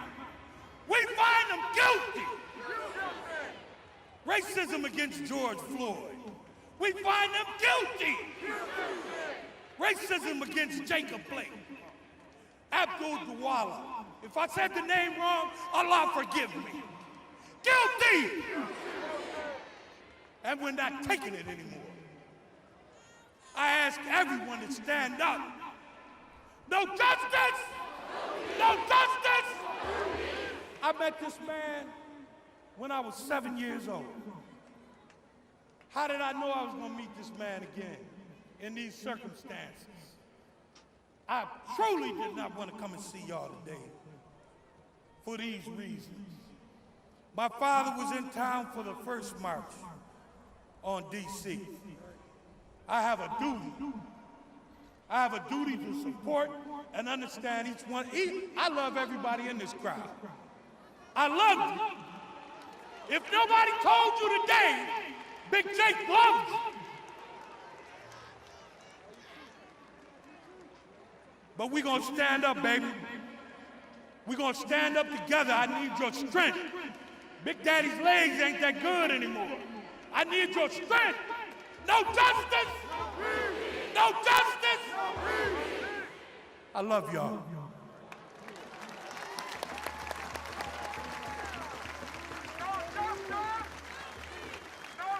I want to bring Attorney V.I.V. Lamont, who represents these families.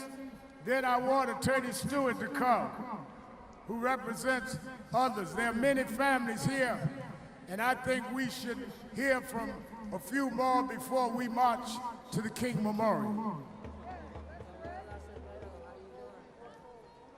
Good afternoon, D.C. I'm Attorney B.I.V. Lamar. I represent the Joel Acevedo family, who was killed in the city of Milwaukee by an off-duty officer before George Floyd and was strangled for 10 minutes. I also represent the family of Jacob Blake, who was unhumanly just killed, shot 7 times, but he lives today.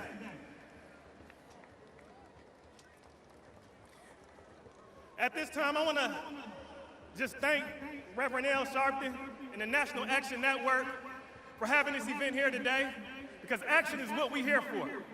I'm gonna tell you right now, we're tired of talking. We're tired of talking. We're tired of playing games. 2020 is the year that America is gonna be put on timeout. We thank the Milwaukee Bucks,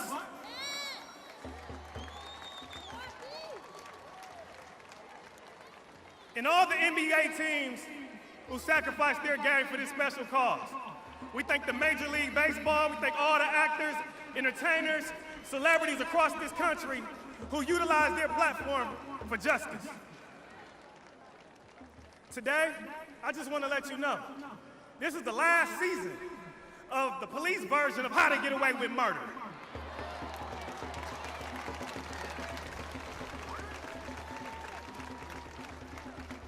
We know your playbook. We know your plays. Step 1, claim that you in fear. Find an object or an action and say that you in fear so that you have to justify killing a black or brown person. Step 2, assassinate that black or brown person. And then step 3, you assassinate his character. Then after you get to step 4, you delay your investigation. You exaggerate it. You got the video that takes 20 seconds to watch, but you take 2, 3, 4, 5, 6 months to say you're still investigating. And then when you call an uproar around our community, then you attack our protesters that are gathering peacefully and take any extreme and use tear gas against them. I want to let you know, we're here today because game is over. This timeout is not in vain. We know your plays, and it's over. It is training day for police officers and law enforcement agencies across the country. It is training day. If you don't train your officers on the standard operating procedures and get them racial bias training, the great civil rights lawyers in this country will hold you accountable. And I'm gonna let you know right now, it's not gonna be cheap, because Black Lives Matter.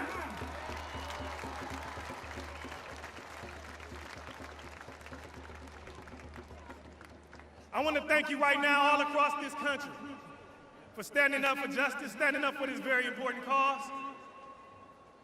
The time is now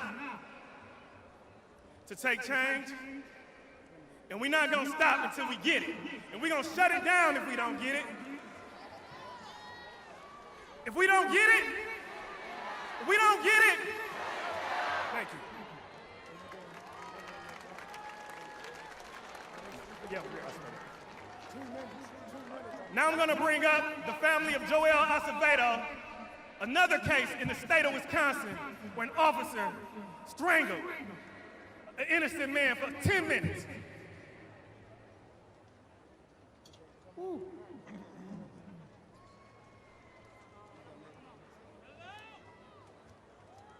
Let us free! We need to be free. We are free people. I come down here to let everyone know, and let these governments know as well, that we have rights. And if there's not going to be no justice, there's never going to be no peace. I love this. This is what God wants our brothers and sisters to stand in one in unity with the Hispanics, Asians, every different nationality that is standing for right. Joel Acevedo did not deserve to die. He was my son, invited to a police party where there was drugs and alcohol. The city of Milwaukee's been hiding this case. They choked him for over 10 minutes into the officer's house, Michael Mattioli, along with his two accomplices that they want to use as witnesses, Andrew Joukowsky and Eric. Mr. Peterson, I tell you right now, America, wake up, because you're going to get a rude awakening. And we come against you, Satan, in the name of Jesus Christ. We stand for what's right. Thank you. I love you all. As we bring on Attorney Stewart and the family of Ahmaud Arbery, hold it. We're trying to get everybody in. As we get the next set of family members to come forward and then prepare to march to the King Memorial. Many athletes and artists have stood for justice. One of them said, I'm coming to sing for the family. May we hear from internationally acclaimed artist B.B. Winans.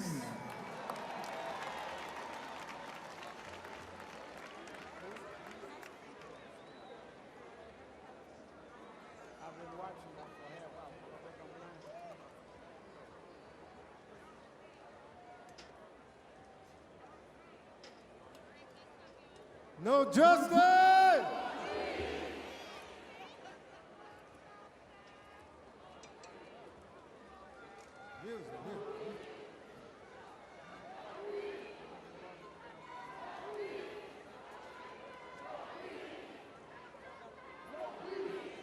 This song I wrote after the death of Freddie Gray.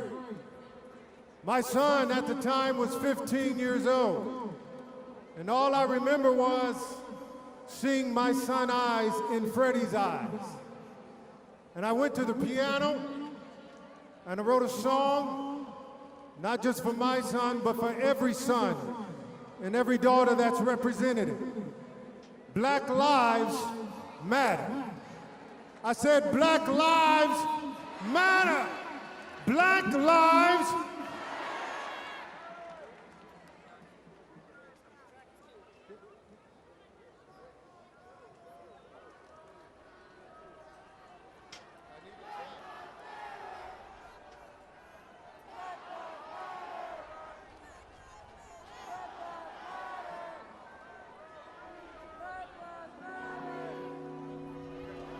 Tomorrow hope to see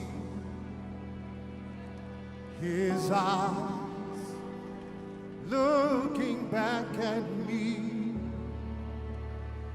with that smile, his possibilities and our plans don't take away from me. With your hands at night, I close my eyes And I pray, Lord, cover him with love and your grace.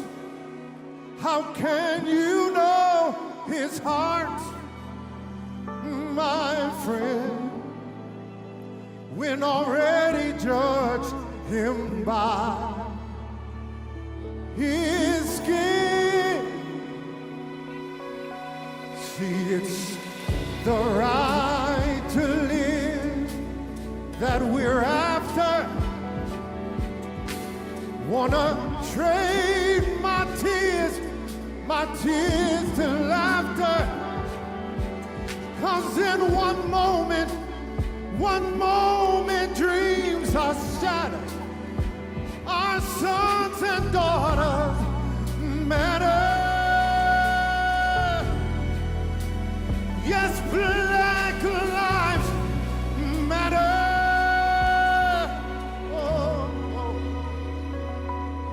So let my words resound clear, with hands lifted high and revered urgently regard, dispel fears in hope of saving lives that we hold dear.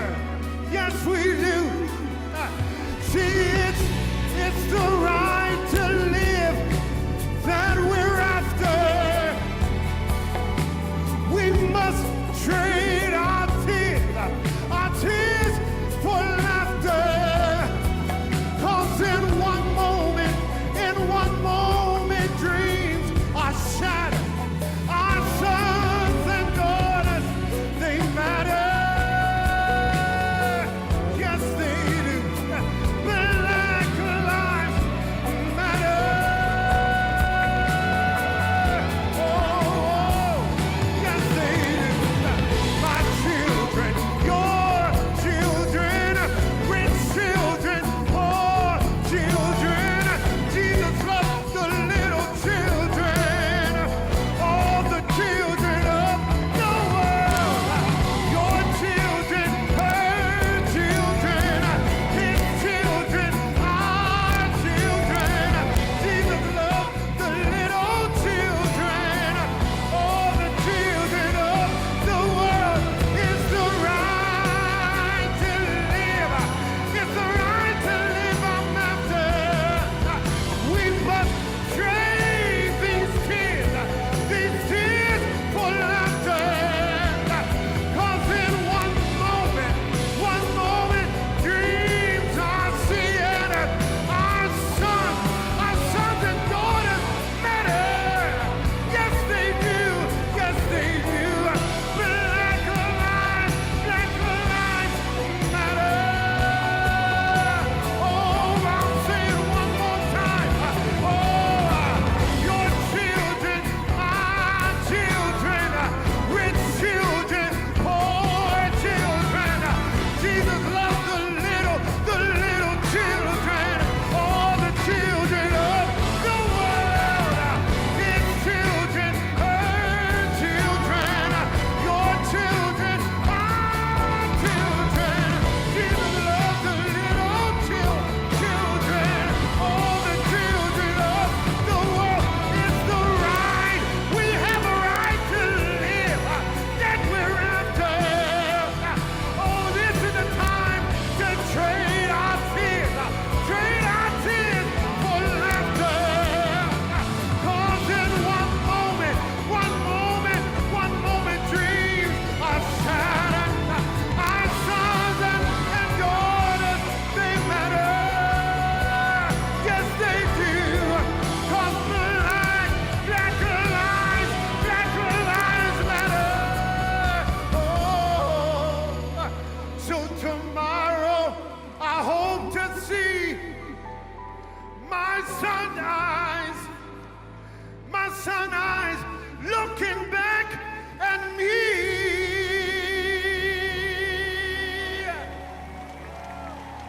B.B. Winan, Attorney Stewart.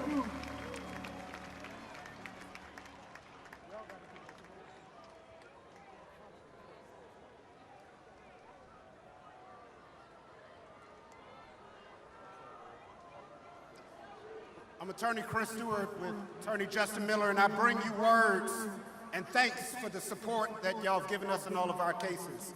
On behalf of Gianna Floyd, the daughter of George Floyd. On behalf of Rashard Brooks, and Tamika Brooks is in the crowd. On behalf of Walter Scott and Alton Sterling, and all of the other names, the support is because of the community here, because of Rev, because of Lee Merritt, because of Ben Crump, because of all of the people that are standing up and fighting. 57 years ago, we were standing right here, trying to fight poverty and oppression. That illness has not changed. There has been no vaccine for racism. There's been no quarantine for police brutality. And that's what we're here for today, because we're all the cure. All of these families up here, their children are not victims, they're the vaccine. Thank you for your support. Continue to fight, because without you, we're nothing. Let us hear. Attorney Merritt is bringing the mother, the sister of Barton John, killed by a policewoman who said she thought it was her house. Let us hear from the sister.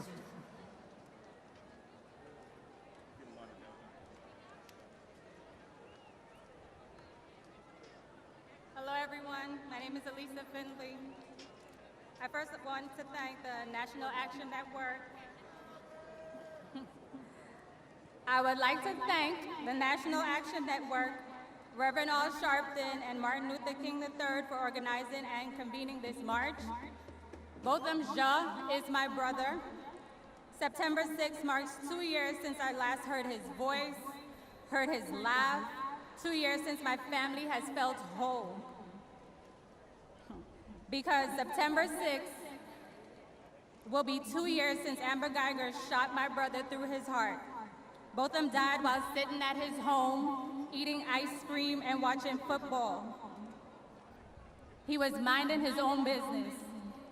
Since then, I have been on a mission to seek reform to the severely broken justice system, because both of them would still be alive today. Instead, we are 9 days away from the second anniversary of his murder. 2 years of saying his name and Antoine Rose's name, 10 years of seeking justice for DJ Henry, 4 years of saying Terrence Crutcher's name, saying Chantel Davis, Delron Small, Sandra Bland, Tatiana Jefferson, and so many others. I am tired of learning new names, adding new hashtags to an already long list of victims of police terror. We cannot allow our brothers and sisters to only be remembered for how they died. We need to continue to push for change so that their lives were not taken in vain. We are all in this together. We are our brothers and sisters' keeper. Thank you.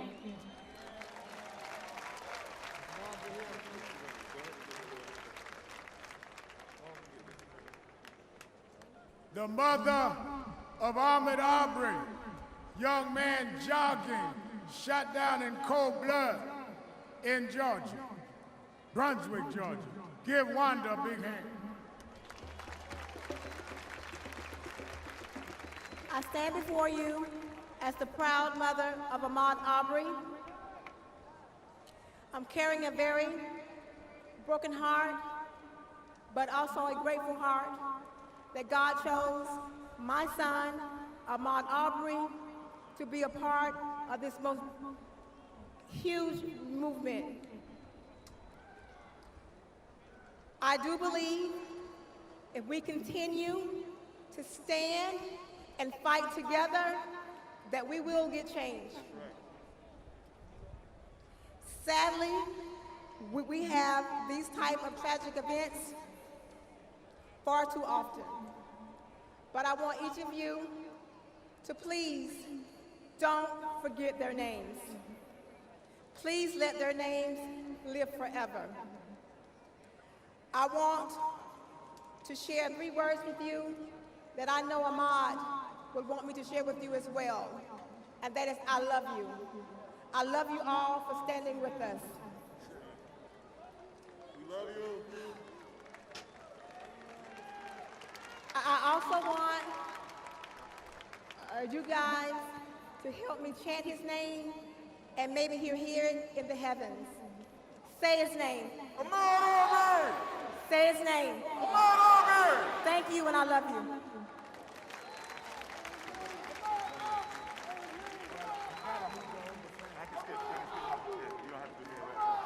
You spoke, man. No.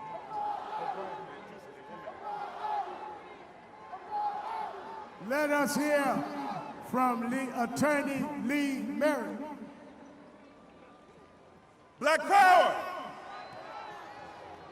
I said black power! Black power! Look, we cannot be afraid to stage black power. You cannot say that Black Lives Matter if you don't believe in black power. Black power! The only way we stop this from happening is when we begin to exercise our own power. I've been hearing a lie from the Republican National Convention all week, and they keep telling me that this man freed the slaves. Let me tell you something. Lincoln didn't free no slaves. We freed the slaves. We free ourselves when we fight for ourselves, and we fight for ourselves through black power. Say it with me, black power. Black power. Say their names, Tatiana Jefferson, Jamel Robeson, Ahmaud Arbery, Botham Jean, Oscar Grant, Seville Smith, DeAndre Yarber, Terrence Crutcher. It's so many names we can't say them all, but listen, when we say black power, that means it all. So one more time so they hear you in the White House. Black power. Let us hear from the father of Ahmaud Arbery.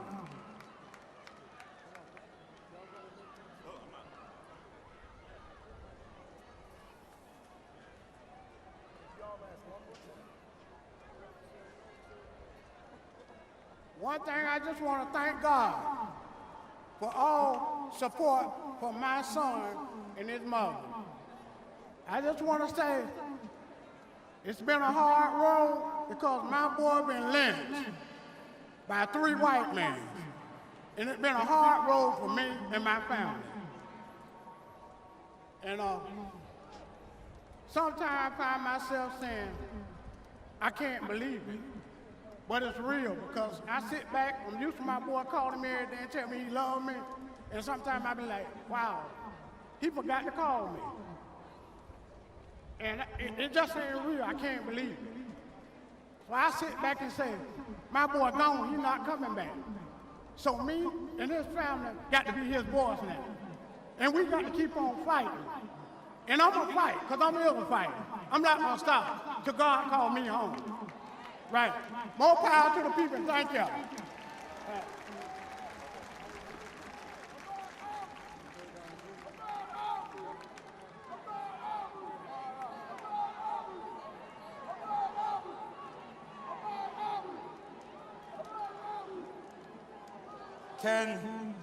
Can we also say the name Trayvon Martin? Trayvon Martin. Trayvon Martin. Please welcome Trayvon Martin's mother, our hero, our shero, Sabrina Fulton. As she comes, Trayvon Martin, Trayvon Martin, Trayvon Martin, Trayvon Martin, Sabrina Fulton. Thank you, thank you, thank you, thank you. I just want to say, even though we're going through a crisis, even though it looks dark, I want to tell you to be encouraged. I want to tell you, in spite of what we go through, be strong, stand tall, Be encouraged. Don't stop saying Black Lives Matter. Don't stop peaceful protesting. Don't stop praying. Don't stop uniting. Stand together. This is what this is about. We was built for this. And last but not least, I want to leave with you my favorite Bible verse. It's Proverbs 3, 5, and 6, and it says, trust in the Lord with all your heart. Lean not unto your own understanding. In all your ways acknowledge him, and he shall direct your path. So regardless of what you're going through, trust in God. He's the only thing that matters. Stand up, people. Stand up. We was built for this. Keep fighting. Amen. Trayvon Martin. Trayvon Martin. Trayvon Martin. Let's give a round of applause to Sabrina Fulton. All of these families for their strength and their courage. Another brother who the NYPD killed, Eric Garner. I can't breathe. I can't breathe. I can't breathe. We have now Eric Garner Jr., and if you all would let her make her way to the rostrum, Eric Garner's mother, Gwen Carr. Come on, Eric Garner Jr., give him a round of applause. I can't breathe. I can't breathe. It's been 6 years since my father's words became our words. We have to make a change. I'm challenging the young people to go out and vote. It's possible for a change. We just have to put in the work. Go out and find out what we have to do and what people we have to go in to make a change. We here to march peacefully. I don't want to see no looting. I don't want to see no nothing. Just march peacefully. I'm Eric Garner Jr. That's my message.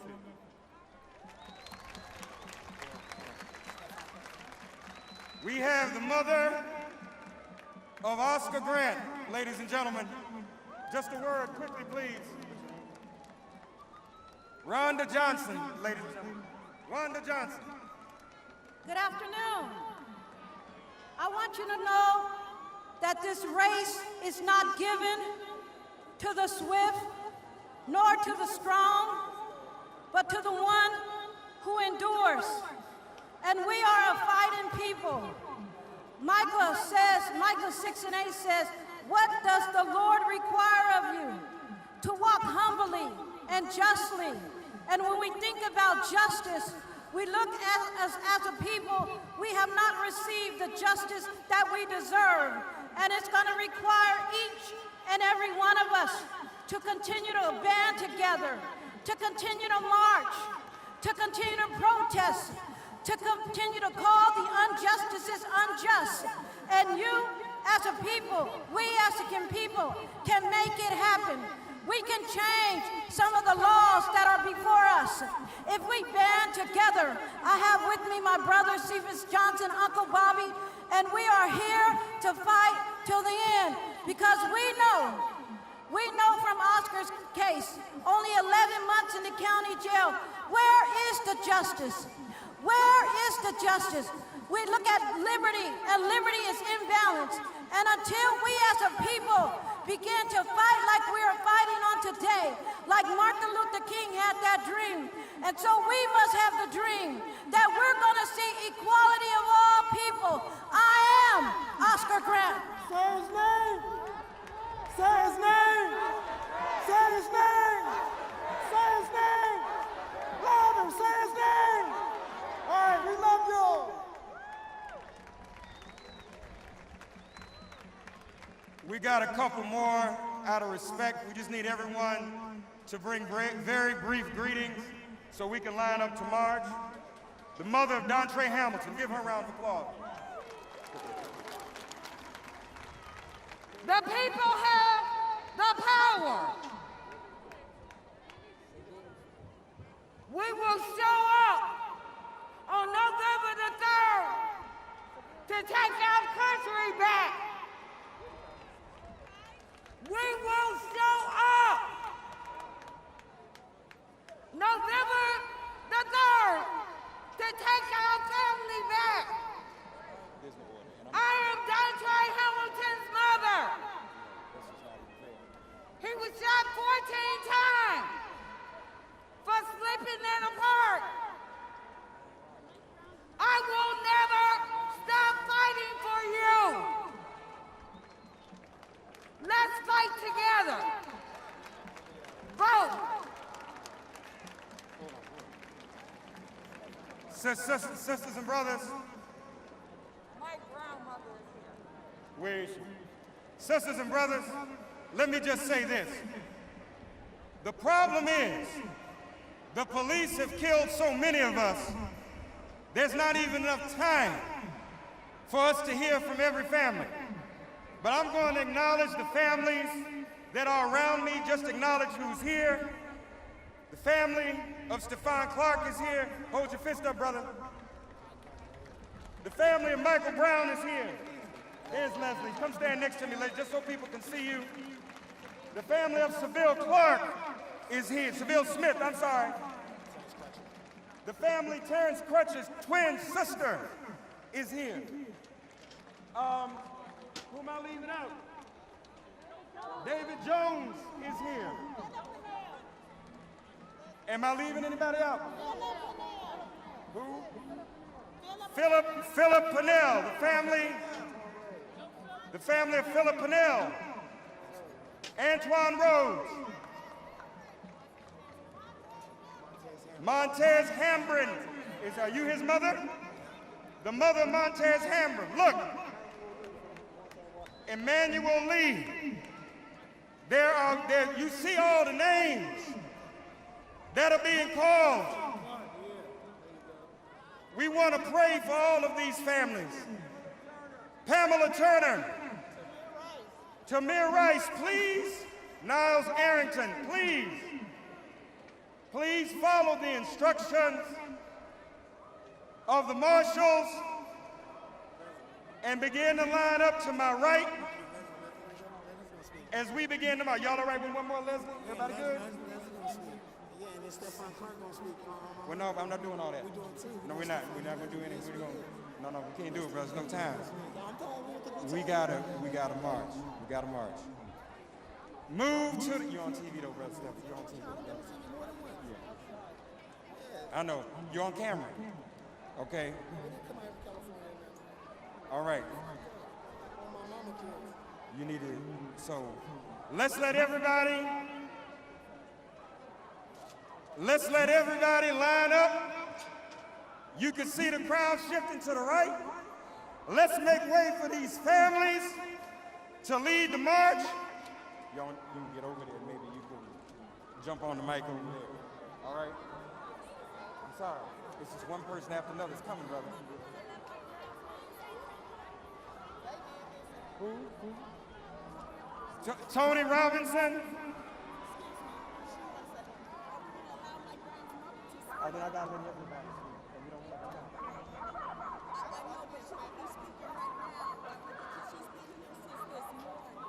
That's Reverend Sharp is the decision.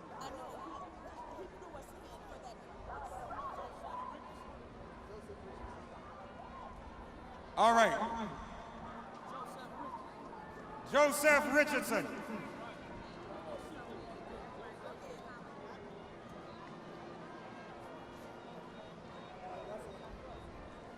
We're marching, y'all. My brother was alive. Oh, you're so lucky my brother did. You know this mic is hot on television. I'm Stephon Clark. I'm Devontae Clark. Devontae Clark, get it right. Steph, I didn't hear you, brother. Devontae Clark. Are you threatening me? Yeah, I'm definitely threatening. You don't want to do that on TV. Y'all talk to me, brother. You don't want to threaten me on TV. They don't want to talk to me. No, I'm not going to be threatened up here with this brother here. I'm not, I know. I just can't acknowledge that's what I did.